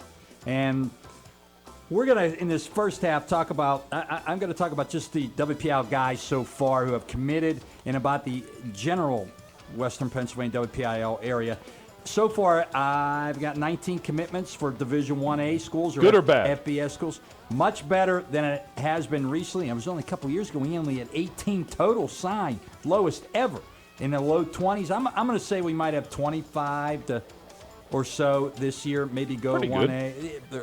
It's better, yes. Yeah. And it got some high-end guys. Maybe not a lot of them, but got some high-end guys. All right, real fast. Pitt's got 4. Okay. Grant Kerrigan, Pine Richland tight end. Paris Ford, who I think might be their best player in the class. Wide receiver, defensive back, Steel Valley. Gabe Hall, offensive lineman, Upper St. Clair. Tyler Sear, Neshannock tight end. Penn State's got C.J. Thorpe from Central Catholic. Army's got 2 recruits. Ryan Duran, defensive end for Pine Richland. Simon Baer, Franklin Regional defensive end. Central Florida's got Mason Chilowa of Montour, defensive lineman. Colorado State's got one. They don't get many from this area. Kieran Furman, offensive lineman from West Allegheny, Michigan. I think it's been, in the fall, one of the recruiting stories of the year. Donovan Jeter committed to Notre Dame. Change, had some choice things to say about Brian Kelly, then retracted him. He's committed to Michigan. David Adams, Notre Dame has 3. That's the other big story. They have 3. They lost Donovan Jeter. They still have David Adams, Central Catholic. Kurt Hannes, Central Catholic, defensive lineman. Josh Lugg from NA, offensive lineman. Syracuse, Curtis Harper, McKeesport, defensive lineman. Temple, Griffin Sestilli, North Allegheny tight end. Toledo has A.J. Kreider, Southside Beaver linebacker. Saeed Holt, Woodland Hills defensive back. West Virginia's got Kenny Robinson from Monte Christian, wide receiver, defensive back. Who's left on? The biggest one, the biggest recruit this year, Lamont Wade Clairton, just visited Penn State this weekend. He's been to Tennessee. He's not going to go to Pitt on an official visit. He's been there so many times. They are definitely in it. West Virginia's in it. He said he might visit UCLA, but I don't think that's going to happen because of his season. I really think it might come down to Pitt, Penn State. But in Tennessee, for some reason he likes them a lot. But it might be a Pitt-Penn State thing. His teammate, Noah Hamlin, Cincinnati, Boston College, Iowa State, Bowling Green, Toledo. Zane Zander, TJ, he kind of waited around for a Penn State offer, Don. It didn't come. He visited Virginia, Syracuse, and Boston College have offered. Others interested. We'll see what happens with him. Darius Wise of Beaver. Visited Virginia. They didn't offer. BYU has offered. Has some other Division I interested. Dwayne Murray from Steel Valley, running back, some Division I offers. And I got to mention Alex Wise from Keystone Oaks. He's going to Duquesne, but he's really good. He's really good. Alex Smith. I said Alex Wise. Alex he is Smith, wise. Yes. And got to mention, he's a recruiting story. Zane Dudek. Wise not being recruited, but Pitt came to school to see him last week. They haven't offered. Penn State's talked about a walk-on. Kent State called this coach recently. I think there's a chance he still might get a Division 1A offer, but if not, he'll go Ivy League. Very young, brilliant young man, much like Mike White, who will be back with more. Good point. As we talk recruiting here on the MSA Sports Network. Right now, when you refer a friend to open a new personal or business checking account at First Commonwealth Bank, you can earn a generous cash reward. It doesn't even have to be a friend. Could be a relative. Could be a Bruins fan. Could be that guy over there with the weird hair thing going on. It doesn't matter. Refer anyone to open an account, and it will really pay off for you. They'll even get a cash reward themselves, no matter who they root for. First Commonwealth Bank, member FDIC. Learn more at a local branch or visit fcbanking.com. People ask what drives me. It's the respect I have for my opponents, the trust I have in my teammates, a coach who treats me with dignity, and a university that has faith in me on and off the field. That's what keeps me focused, why I practice harder, play my heart out. I play to win. I play for Carlo. Tell us your story using #WhatDrivesYou. Carlo University, a proud sponsor of the MSA Sports Network. For the most complete recap of Friday night's WPIAL football action, tune in on your way home from the game to the MSA Sports Scoreboard Show here on the MSA Sports Network. Hi, I'm Don Rebel. Join me in the MSA Sports Gang for all the scores and recaps from the top games, plus the MSA Sports Roundtable. That's the MSA Sports Scoreboard Show after the game on Friday nights on the MSA Sports Network and at msasports.net.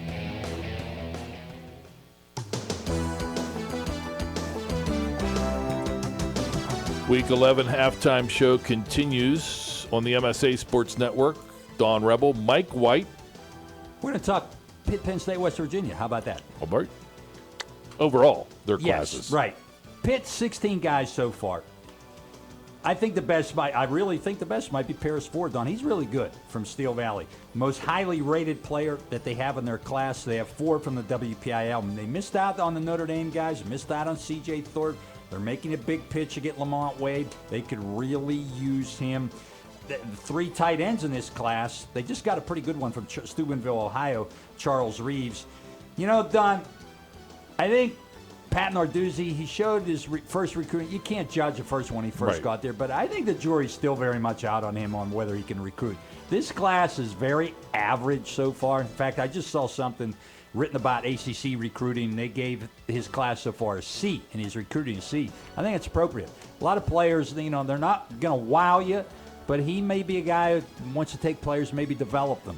I made a living with a C in my scholastic days. Were you that high? Were you that high? Yes. They have a quarterback, Kenny Pickett from New Jersey, 3-star prospect. As I said, not a lot of wow factor. A lot's going to depend on how he finishes here, but this class is going to knock your socks off so far. We'll see if that happens. And like I said, I think jury's still out on him as a recruiter in their recruiting classes. They need help. They need help in that defensive secondary especially. Penn State, they're ranked number 30 in rivals so far. They have 14 commitments so far. One is C.J. Thorpe, who I mentioned. They would love to get Lamont Wade. I think they have a real shot at him, but so does I think Pitt. He's not really letting on, though, where he's going to go. They have 5 4-star recruits. Sean Clifford's a quarterback from 4-star from Cincinnati. Jonathan Sutherland, defensive back from Alexandria, Virginia. And they're in with some other 4-star guys, Don, so they could finish pretty highly. They have a 4-star guy visiting Tariq Castro Fields. Love that name. And Jalen Harris of Cleveland. West Virginia, 17 commitments. They're in the Rivals.com right now is a recruiting class ranked in the 40s along with Pitt. From the WPIAL, Kenny Robinson, another Western PA product outside the WPIAL. Colin Smith from Ligonier Valley. Hey, they're undefeated. He's a decent player. He's a 2-star. They have a 4-star guy, though, Derek Pitts from Charleston, West Virginia, and a wide receiver that's pretty good from Fort Lauderdale, Florida. So wait and see on Pitt. I think their fans, though, would like to see him step it up and get some of these guys, and Wade is a big one that they would like to have. One more. We'll see at the big house next week. Talk about state teams. That's right. Looking ahead to the road. There's my bus. My bus is coming. You got the bus again. Okay. Yeah, there you go. See you, Dad. Enjoy the semifinal and/or quarterfinal game you're listening to on the MSA Sports Network. Thank you, Don, and thank you, Mike White. Back here at halftime in Hampton High School, 35-0. The Northgate Flames lead at the half over the Bishop Canevin Crusaders. Brandon and I had talked a bit about things going on around the WPIAL. We'll get some scores for you in a minute when we get back here on the MSA Sports Network. Again, 35-0. It was all Northgate in the first half. Take a little breather.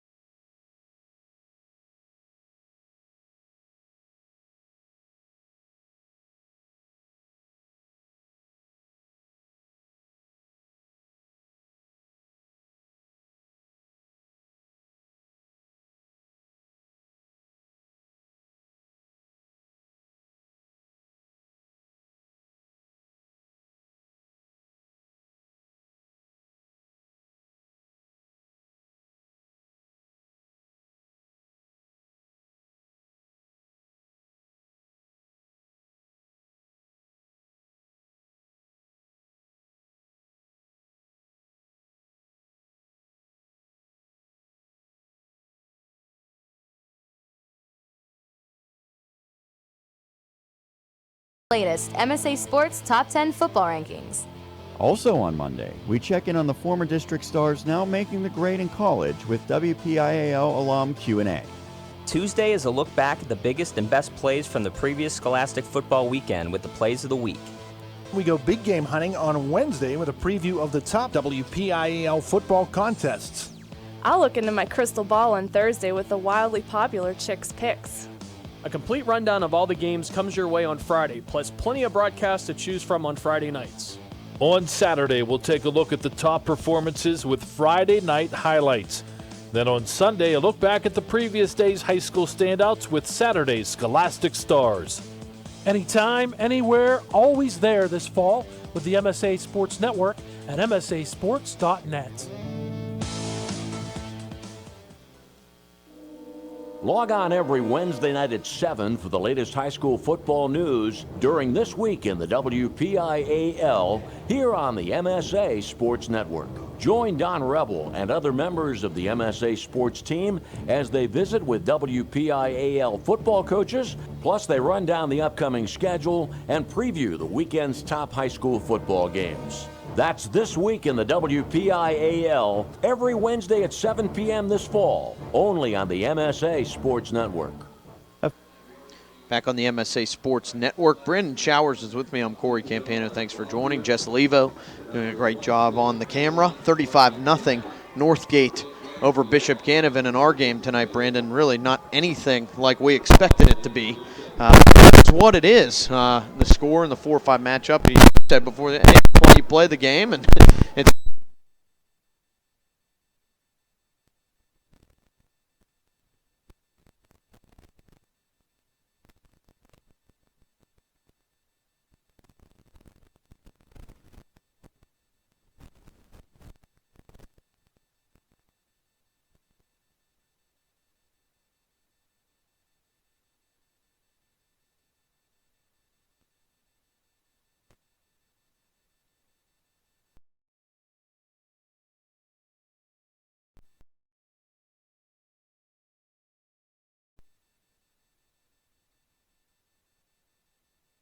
Montclair.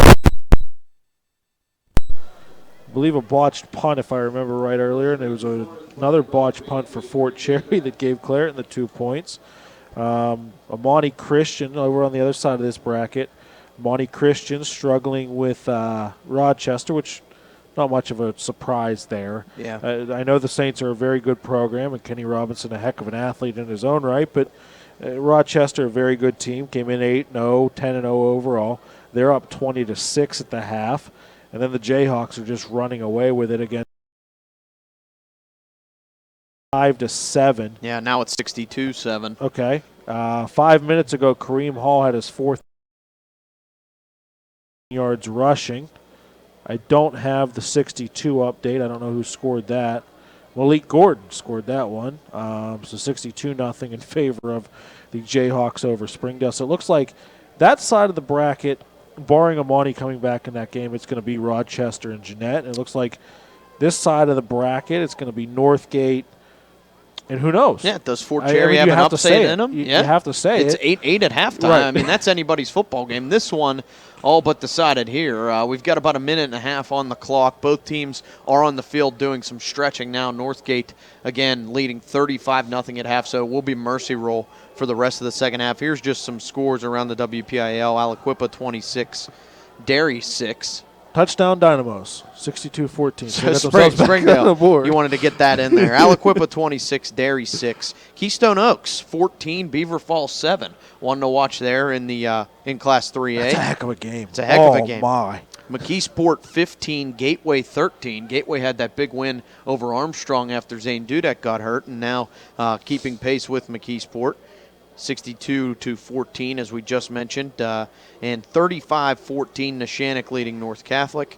Newcastle up 10-0 on Ringgold after they had that big win against South Fayette. That's a good Newcastle team. Newcastle, with very, Malik very, Hooker's very brother. solid I can't think team. of his first name. Very solid team.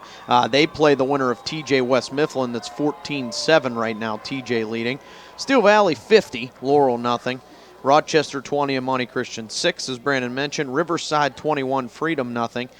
Central Catholic 42, Pine Richland 14. Washington 35, Brentwood 7. West A 14, Woodland Hills 7.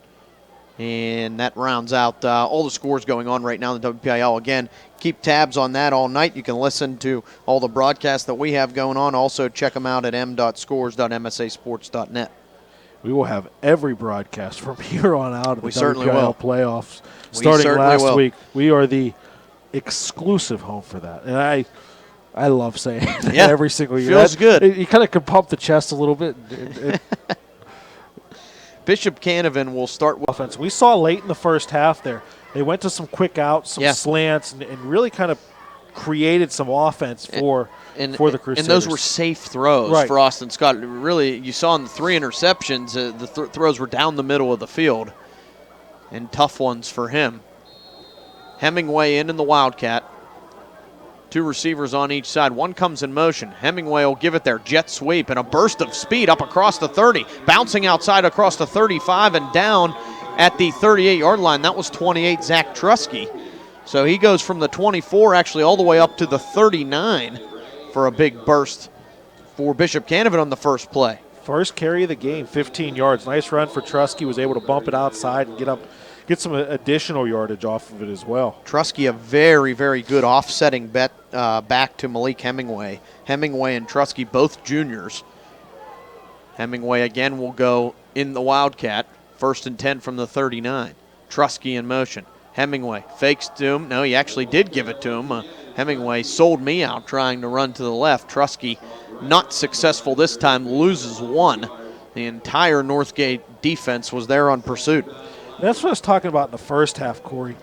With Hemingway lined up in the Wildcat, Northgate's bumping an extra man down low onto the offensive line and then bumping their safety down into a linebacker position, putting 8 in the box and really saying, okay, Malik, go ahead and throw the football. Let's see what you can do. Yep, just 1 safety back now with Hemingway in there. Gustine in motion. Hemingway fakes, runs to the right, and is tripped up across the 40-yard line, actually falls forward to the 43. So a gain of 5 for Hemingway, and it will be 3rd and 6 for the Crusaders. I mean, he's 3 of 7 with a touchdown pass and 170 yards. I think his long was 97 on the year, so he can throw the football, but it's a matter of coaching staff trusting him to throw the Yeah, and remember football. that throw he threw earlier tonight, it was almost intercepted. Scott actually knocked it down from the receiver position. 3rd and 6 from the 43. Again, it's Hemingway. Man in motion's Trusky, but Hemingway goes with the quick snap, keeps it up the middle, and is tackled shy of the first down, but he did get about 5 yards. Late flag comes on behind the play. I think this is going to go against Canevin. Big number 58, Cameron Rush, hit somebody in the secondary of Northgate after the whistle had blown. So this is going to go, Brandon, again, from a 4th and 1, and it's probably going to end up being 4th and 16. Yep, dead ball, so the play counts, a 15-yard penalty. That's 7 for 50 on the Crusaders. Not what you'd want. I hate to sound the way I'm about to sound right now, but none of the penalties outside of that one hold that they have been good normal, smart. I don't want to say smart because no penalty is smart, but I mean, they're all pre-snap or all post-snap penalties, and you just can't do that to yourself. You have one in the play penalty. The rest of them have all been outside the play, whether it's pre-snap, post-play. You can't shoot yourself in the foot against Northgate. No. And now Bishop Canevin's forced to call a timeout. Head coach Darren Shoppy will take one with 9:06 left in the 3rd quarter. Reminder that Progress is back this year, sponsoring the 2016 fall edition of the Progress Athletes of the Month in football as well as in boys and girls soccer. The October winners were Kyle Fitzroy of Apollo Ridge for football, Daryl Daniels of Seton LaSalle for boys soccer, and Emily Harrigan of Norwin for girls soccer. Info coming soon on the November voting.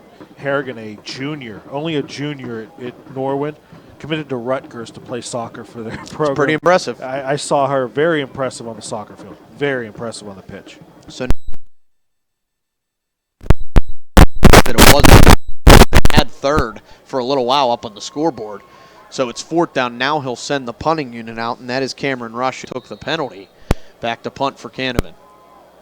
He had that one bad punt and then a good punt that was muffed. Let's see if Canevin can get down a little bit quicker and maybe get a recovery. Allen, the lone man, back to return. Rush gets a good boot off here. Allen makes the catch at the 36 and is pummeled. Hit right away, and down on the coverage making a nice play was Matthew Smith, number 5 in white, but Northgate, again with good field position, will set up at the 36-yard line. Smart of Smith, though, too. He kind of held up for the last couple steps there, allowed the catch to happen, and then came through on the tackle. And it was a good, clean tackle, too. Hit him low, no room for Allen to run. Wrap the hips and just kind of hold on and drive through. And here's the thing you get in Class A, you've got about, I'd say, what do you think, Brandon? About 12 to 15 guys on the sideline. 17 for Northgate. I believe their roster was 27 deep, so it would be about 16. Yeah, so you got 16 guys. I mean, they really can't make a ton of subs to get everybody into the game. They'll go with Saron Adams in the quarterback position right now. He fakes out of the Wildcat, keeps it to the right. Almost lost the football. Rush throws him down shy of the 40.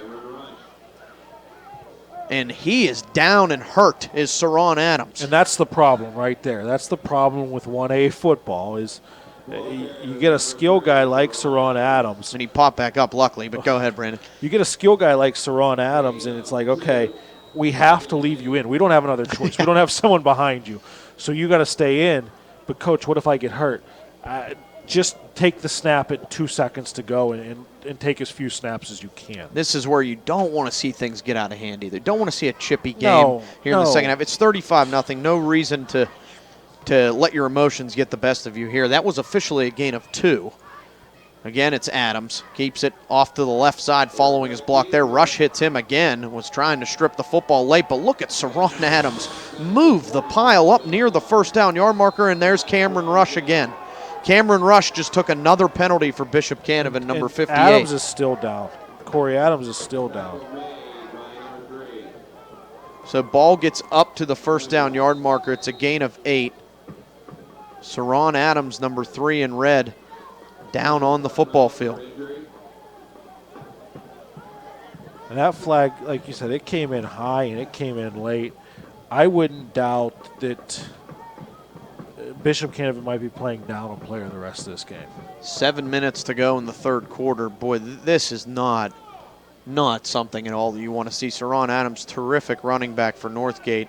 You see his left leg moving at the bottom of that pile.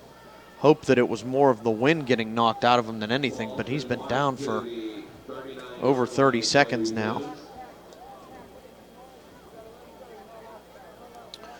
Reminder that UPMC Sports Medicine is partnering with the MSA Sports with MSA Sports this year for their Stay Strong and Play On program, featuring monthly spotlights on athletes who have overcome injury and continue to pursue and excel at their sport. UPMC will be granting 2 $1,000 scholarships at the end of the year to athletes who have managed to stay strong and play on. Look for more look for nomination details on the MSAsports.net. Cory, he's still down. Yeah, this is not good. There are 5 or 6 people surrounding him, a couple trainers to make sure that Saron Adams is okay. He's sitting up on his backside now. So again, another 15-yard penalty to Bishop Canevin. Cameron Rush, the culprit again for the last 2 penalties for Bishop Canevin. Saron Adams down on the football field.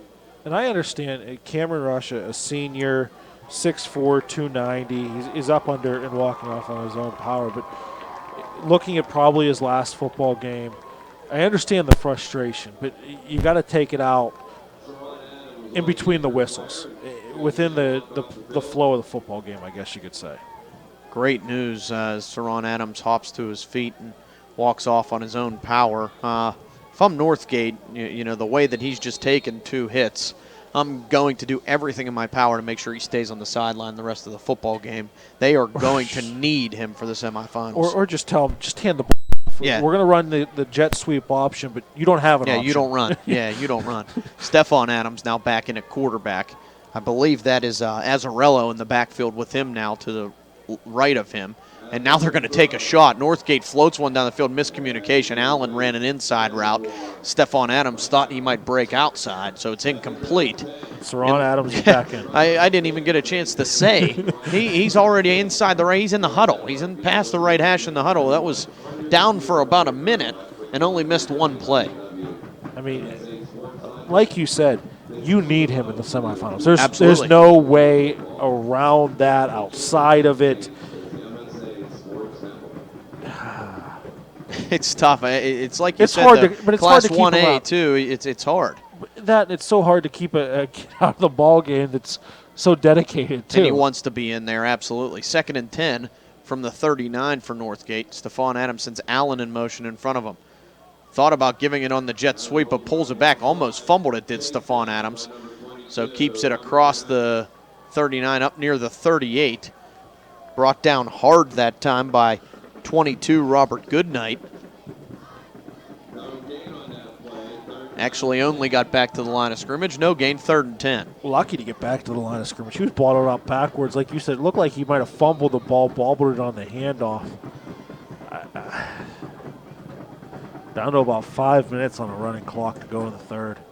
See what Northgate does here, run or pass in the 3rd quarter in the 35-0 lead. No real urgency to get a first down. It is Stephon Adams at quarterback, Saron to the right of him. Gives this run again. They'll run that double reverse. It's Azzarello to the right side. He has blockers in front of him. Azzarello up across the 31st, down and way more. Inside the 25, down to the 20. He's drilled by Robert Goodnight, but a huge gain for Azzarello. 19-yard gain for Azzarello. And Stephon Adams was hobbled, and he's slow to come off the field. He was kind of limping, like his ankle might have gotten rolled up on. You're right. Look, he's hopping off the field right now. His number 4 in red. Again, this is not something that Northgate can afford. Will be able to live with themselves either. If either of the Adams get hurt for the semifinal game, it's just a completely different football team. Well, and especially, let's just go hypothetical here. Fort Cherry beats Clairton. You're basically, with your skill, you can beat Fort Cherry. Oh, yeah, you have the upper edge by far. Snap there, another pre-snap penalty. I couldn't tell if Bishop Canevin jumped or not on their side. In at quarterback, I believe they went with Barbarino, number 5, in a quarterback for Northgate. It'll be a false start on the Flames. 5-yard penalty back to the 25. So it'll be 1st and 15. I believe you got to keep Barbarino in at quarterback. And Adams, as you say that, Stephon Adams walks back onto the football field. It's remarkable. Like I said, I understand wanting to get out there, but if you're TJ Wiley, you got to look at someone and say, "Hey guys, we got at least one more game to play." I get that you here. want to be out there. But I get it. Stephon Adams in at quarterback, and the snap goes over his head, through his hands. Live ball all the way back to the 45 where he falls on it. That ball went from the 25 back to the 46. A loss of 21. That'll go against Stephon Adams. Second time we've seen that tonight. Which is unfortunate. Well, that the first one went against Saran. Yeah, and that this one one's went against Stephon. Stephon. He's at negative 23 rushing yards on the game. Like I said, if you're Wiley, you got to say, "Hey guys, I know you want in there, and you've done it. You're the reason that we don't need you in there right now. Just take a break." Yeah, 2nd and 36 from the 47-yard line. Bishop Canevin, yet again, on the hard count from Stephon Adams, they jump off sides. Is that fifth encroachment penalty on Canevin? They had 4 in the first quarter, and I believe that's their 5th one of the ball game. No, that's the 8th. 8th penalty. No, that's the 9th. 9th penalty, the 7th. 7th encroachment penalty. That's incredible. 2nd and 31. Yeah, and that's the worst part, is on 2nd and 6 miles. 2nd and 31 now for Stephon Adams. They're running the play clock down to 2, and now snap, give to Saran Adams off the left side, and really nowhere to go. Nice job defensively that time for Canevin. That was another flag. Strong coming in there, and late hit on Canevin again. It was a 2nd and 31, and Saran Adams had a 0-yard gain back to the line of scrimmage. And he gave him 15. Gave him 15. Personal foul against Canevin. 10th penalty of the football game. 10 for 85. 15-yard penalty goes all the way to the 26 for Northgate after the run that went nowhere for Saran Adams. And with everything going on, remember, the clock just runs through all of this. Corey, this should be 3rd down. Yeah, it is. is. Okay, they changed it. Okay, it said 2nd. I'm like, wait a minute. It was a dead ball. Clock under a minute and a half now in the 3rd quarter. Northgate's Stephon Adams in the gun, 2 receivers to the left, Saran in the backfield with him.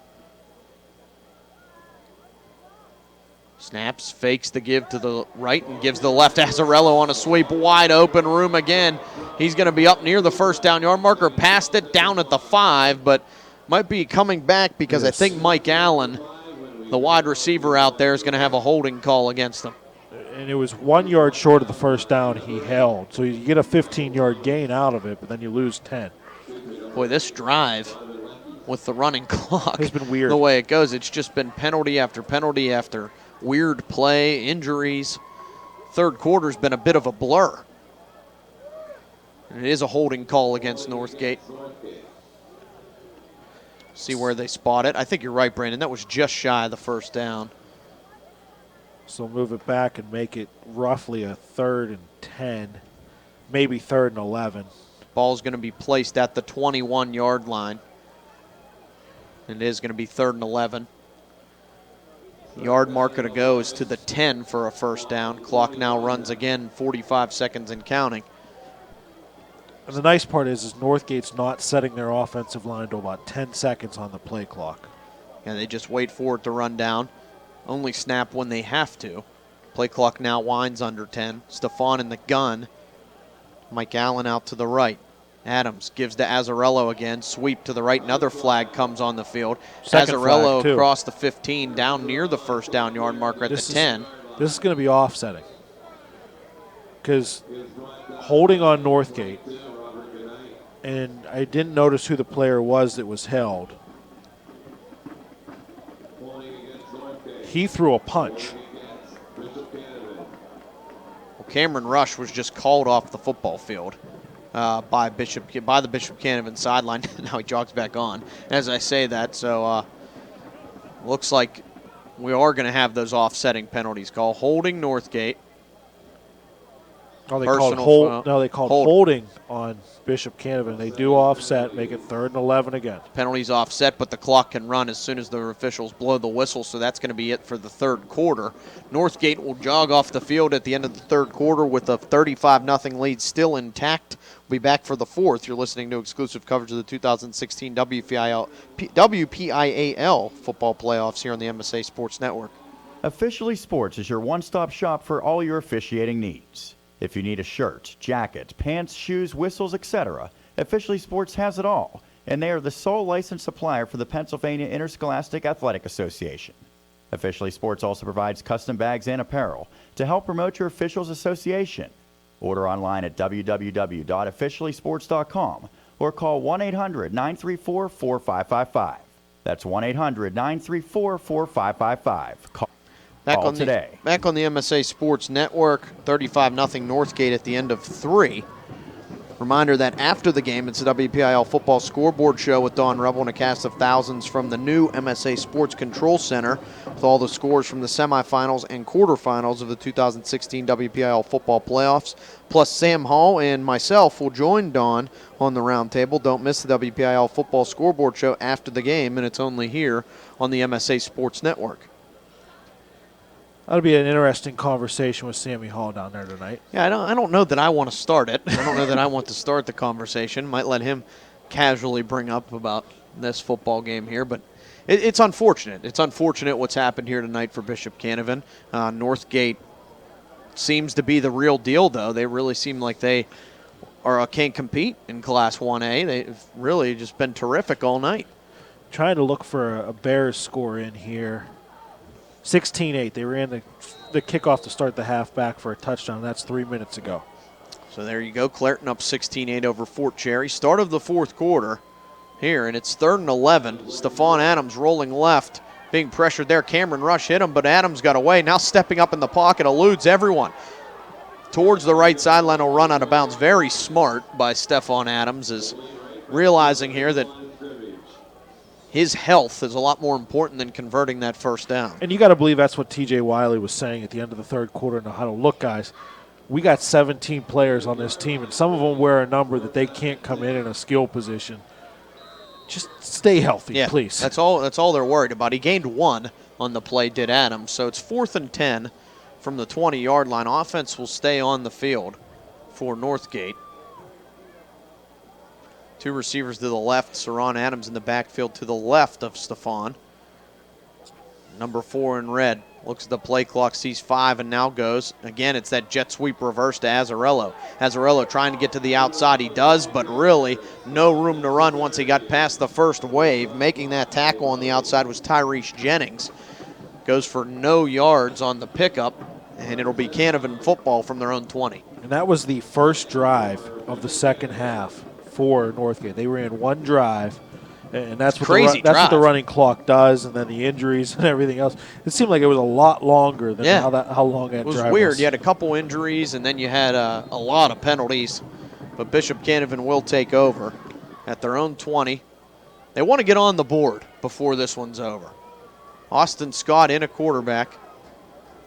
Looks out to the left where he has 3 receivers. 1 to the right is Ruffing.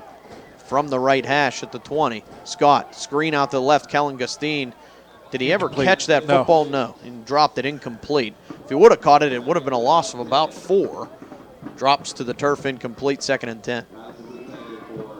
That was a check with me play. You could see Scott look over to that side and signal something, showing the screen, and it looked like Northgate kind of had it sniffed out. They knew what was coming from maybe watching film and saying, okay, this is what happens after this signal's made. Bunch receivers to the right. There's 3 of them on the short side of the field. Ruffing, the lone receiver to the left. Scott in the gun. Snaps. He'll look to the left at Ruffing and tried to throw the football, and it came out. They're going to say his arm was going forward. Incomplete, 3rd and 10. Unfortunate for Northgate because they had double coverage on the intended receiver. I think there was not an opening there. No, I think it would have been another pick and really kind of spelled the end of the inevitable end of Bishop Canevin's year. Yeah, Kaveh Bowie a pick six, would have had a second pick six if it wasn't for the block in the back earlier. Number 2 roaming the middle. Like I said earlier, it seems like anytime Austin Scott has thrown over the middle, it's bad news. Yeah, they ran those quick outs late in the first half, and it worked really well. So why don't go back to it? Scott on third down, bubble screen out to the left. Hemingway makes the catch, turns it upfield. Plenty of room there. Hemingway across the 30, across the 35, 40. Up in midfield, he's got 2 defenders to try and blow away from, and he gets inside the 30 before he's brought down of Northgate territory. Huge gain for the Crusaders. Clearly their best play of the night.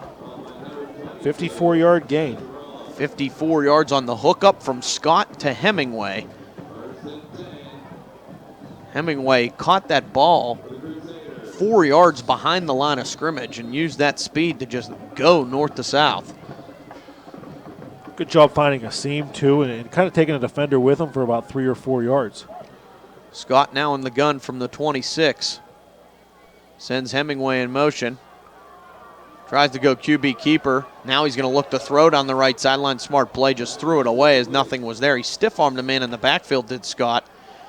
And then really no receivers open downfield, so he just checked it down near the sideline.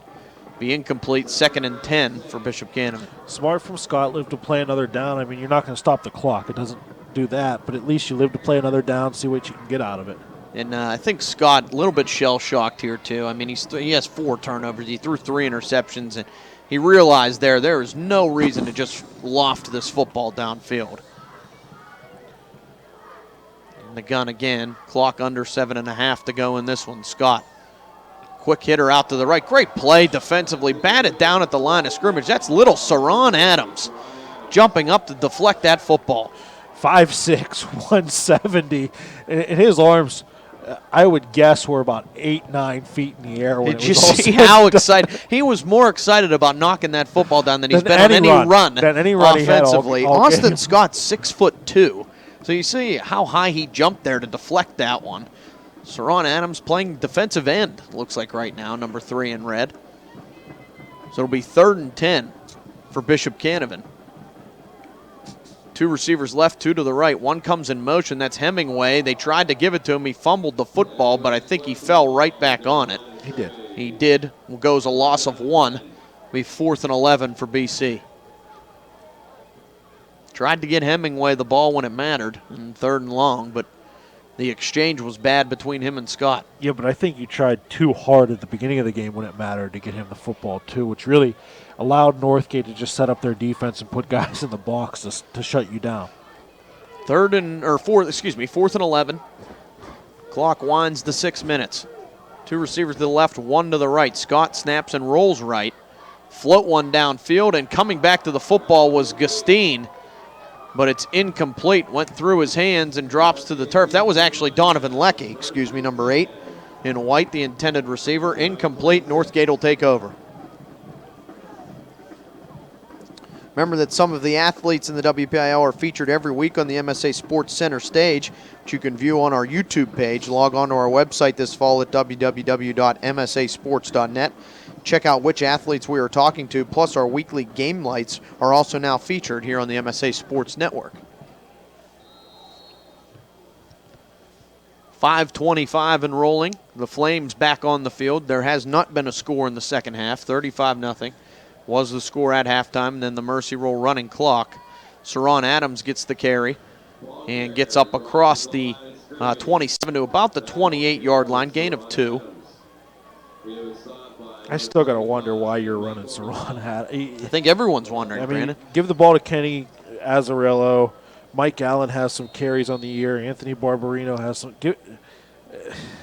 Find someone else to give the football to, if you ask me. Clock winds even further.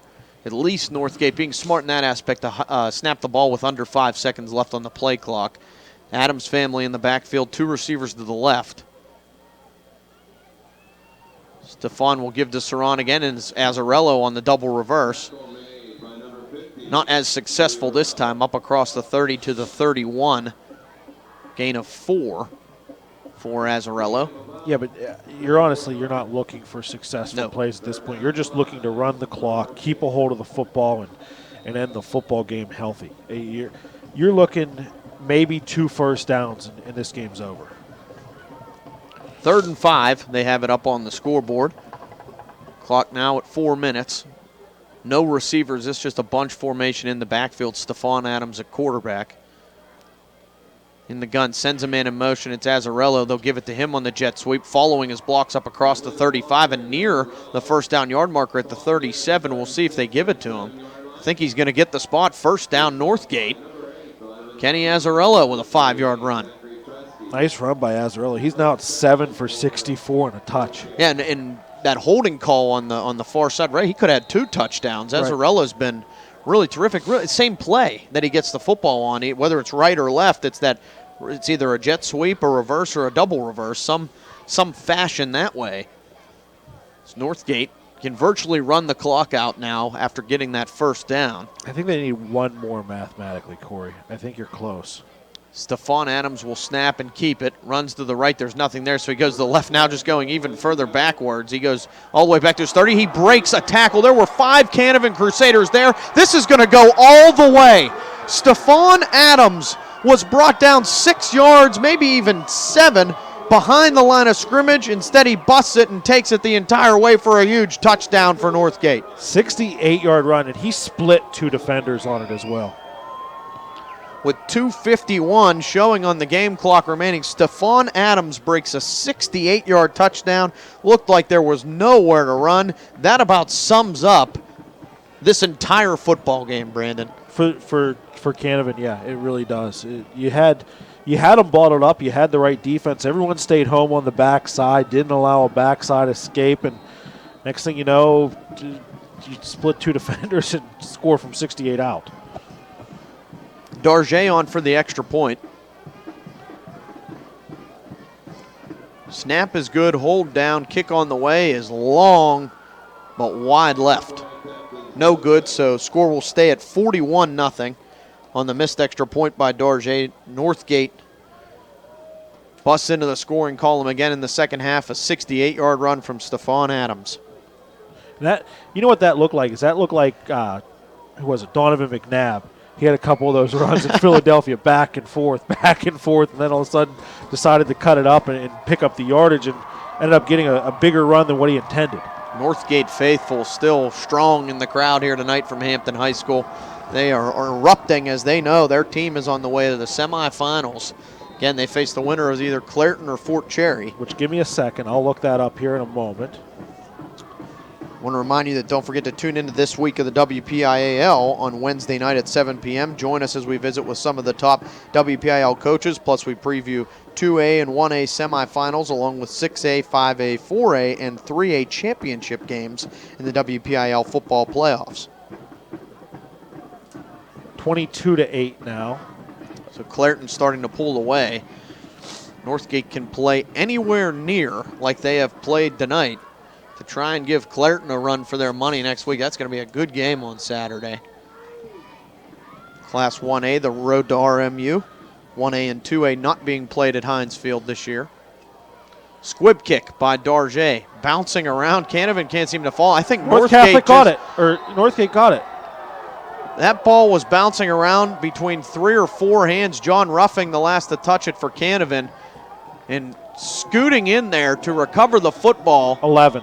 For the Northgate Flames was Elijah Thomas. He recovers it at the 26-yard line.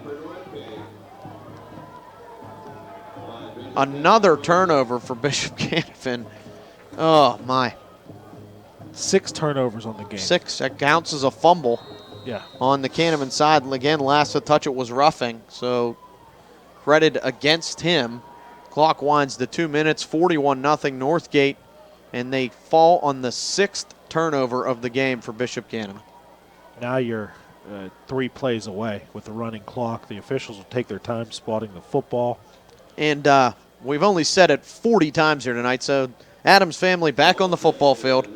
2 minutes to go. Saran gets the carry, gets up to the 25 before he's pummeled, gets a yard, though.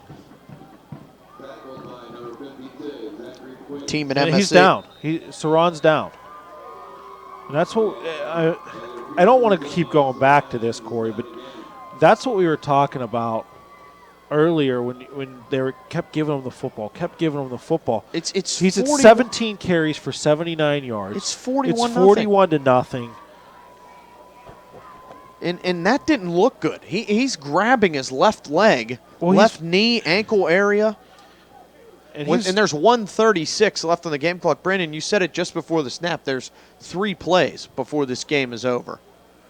Really hope that he's getting up now. This doesn't jeopardize his chance to play next week. He's up on his feet, but Cory, very slowly. Cory, this doesn't look very pretty. Do you want my binoculars? He can't walk off the field. It's in front of me. Take a peek. And tell me what you think you see from the whole way up here. Yeah, that is not a good situation. Saron Adams being helped off the field, cannot put any weight on that left leg. And again, it's 41-0 with 1:36 to go. Look, I get you don't have kids to sub in and out. I understand. Look, I understand that. Why give them the football? It's not like you just said it was 3 plays. You didn't even have to run. You couldn't need. It's not like Kenny Azzarello can't run the football. It's not like Mike Allen didn't throughout the year. It's frustrating. I can only imagine the Northgate and now they line up in the victory base formation. Yeah, you could have done that last play. You have to hope that Saron's okay. He's sitting on the bench on the sideline being tended to by the trainer. Northgate's going to finally go into victory formation and kneel the football, and will win this game 41-0. Crazy game. 41-0 game. That's probably the craziest 41-0 game I've ever seen. I've ever been a part of. That's for sure. 6 turnovers on the Canevin side. Northgate, a huge outburst on offense. It seemed to be on the Canevin side of the football field the entire night. They'll have one more kneel down here. It's going to be close. Yeah, it might be 2 with the running clock. It's going to be close. This is officially 3rd down. If they let this go the whole way, by the time the officials start the play clock, they'll be fine to not run another play. They might just run it out. 5-4-3 on the play clock. Adams under center now. Victory formation. Kneel down at the 30. Canevin's already at the 50-yard line, lining up to shake hands. Northgate is moving on to the semifinals in Class 1A. They'll face the winner of Clairton and Fort Cherry. We'll be back to wrap it up. You're listening to exclusive coverage of the 2016 WPIAL football playoffs here on the MSA Sports Network. Right now, when you refer a friend to open a new personal or business checking account at First Commonwealth Bank, you can earn a generous cash reward. It doesn't even have to be a friend. Could be a relative. Could be a Bruins fan. Could be that guy over there with the weird hair thing going on. It doesn't matter. Refer anyone to open an account and it will really pay off for you. They'll even get a cash reward themselves, no matter who they root for. First Commonwealth Bank, member FDIC. Learn more at a local branch or visit fcbanking.com. People ask what drives me. It's the respect I have for my opponents, the trust I have in my teammates, a coach who treats me with dignity, and a university that has faith in me on and off the field. That's what keeps me focused, why I practice harder, play my heart out. I play to win. I play for Carlo. Tell us your story using #WhatDriveSYou. Carlo University, a proud sponsor of the MSA Sports Network. The team at UPMC Sports Medicine doesn't just rebuild wrists and knees. They build better athletes. Athletes at every level who want to get stronger and faster and prevent injuries.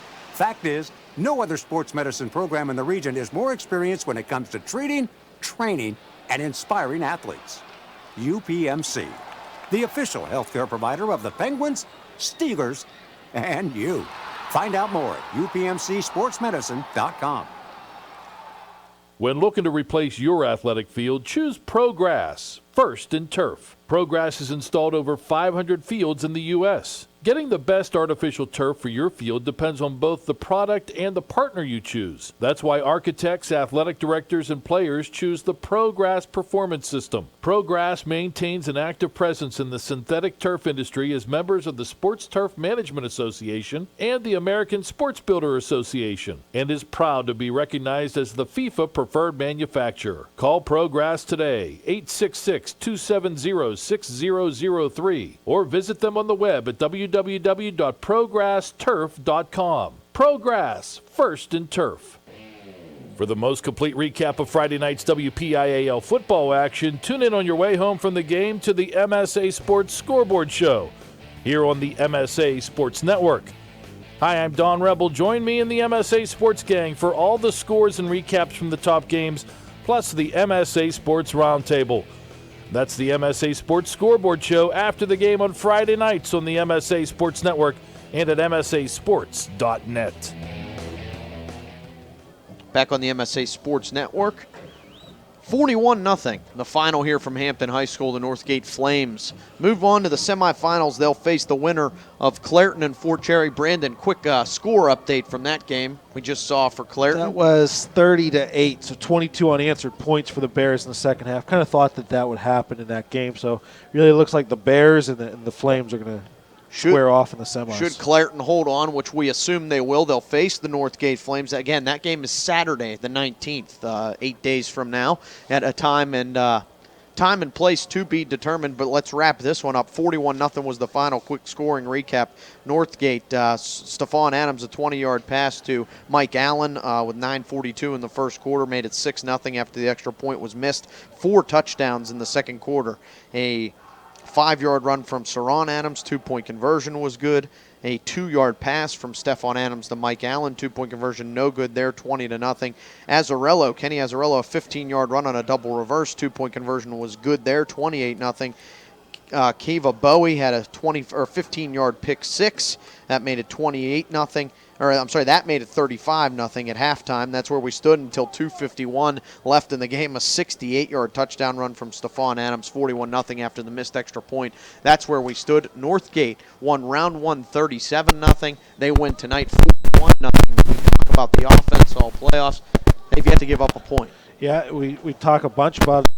They're going to have some trouble not giving up a point next week if they play Clairton. So that'll be a good matchup, though. I kind of wish my daughter's birthday wasn't next Saturday so I could go at least watch that, if not call the game. But final stats, Austin Scott 10 of 15, 107 yards, 3 interceptions, 1 fumble.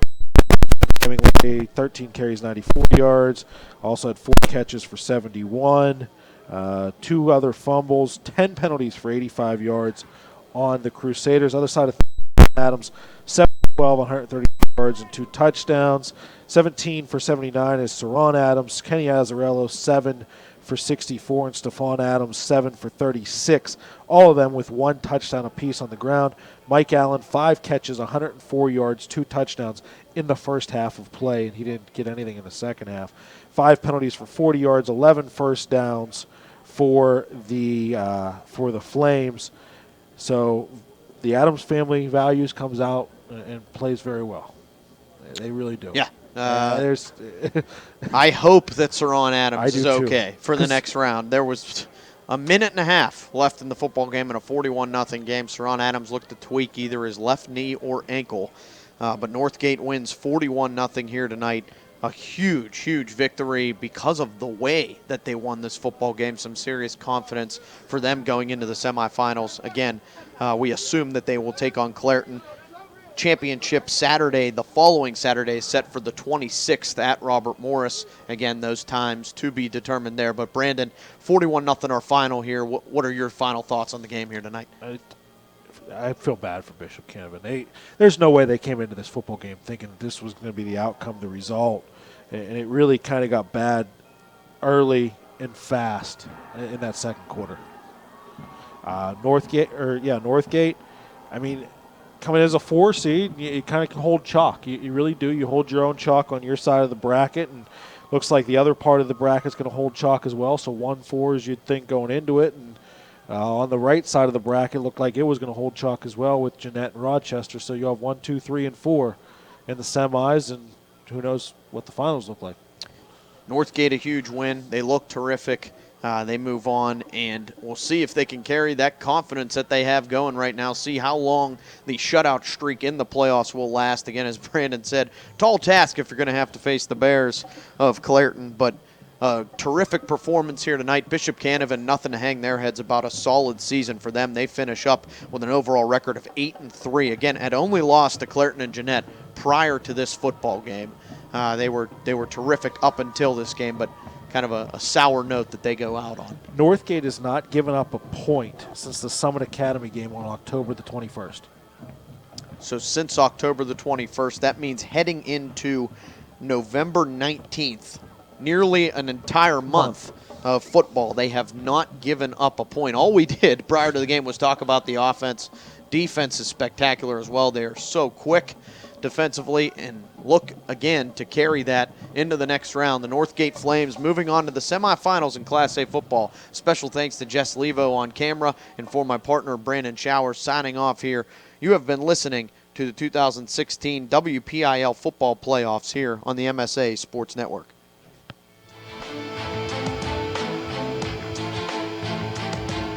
You have been listening to exclusive coverage of the 2016 WPIAL football playoffs at MSAsports.net.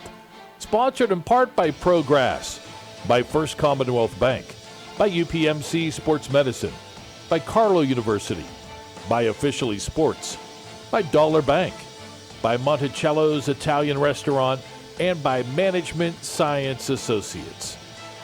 You can follow the high school football playoffs all the way through the PIAA state championships by logging on to www.msasports.net. The preceding has been an exclusive presentation of the MSA Sports Network.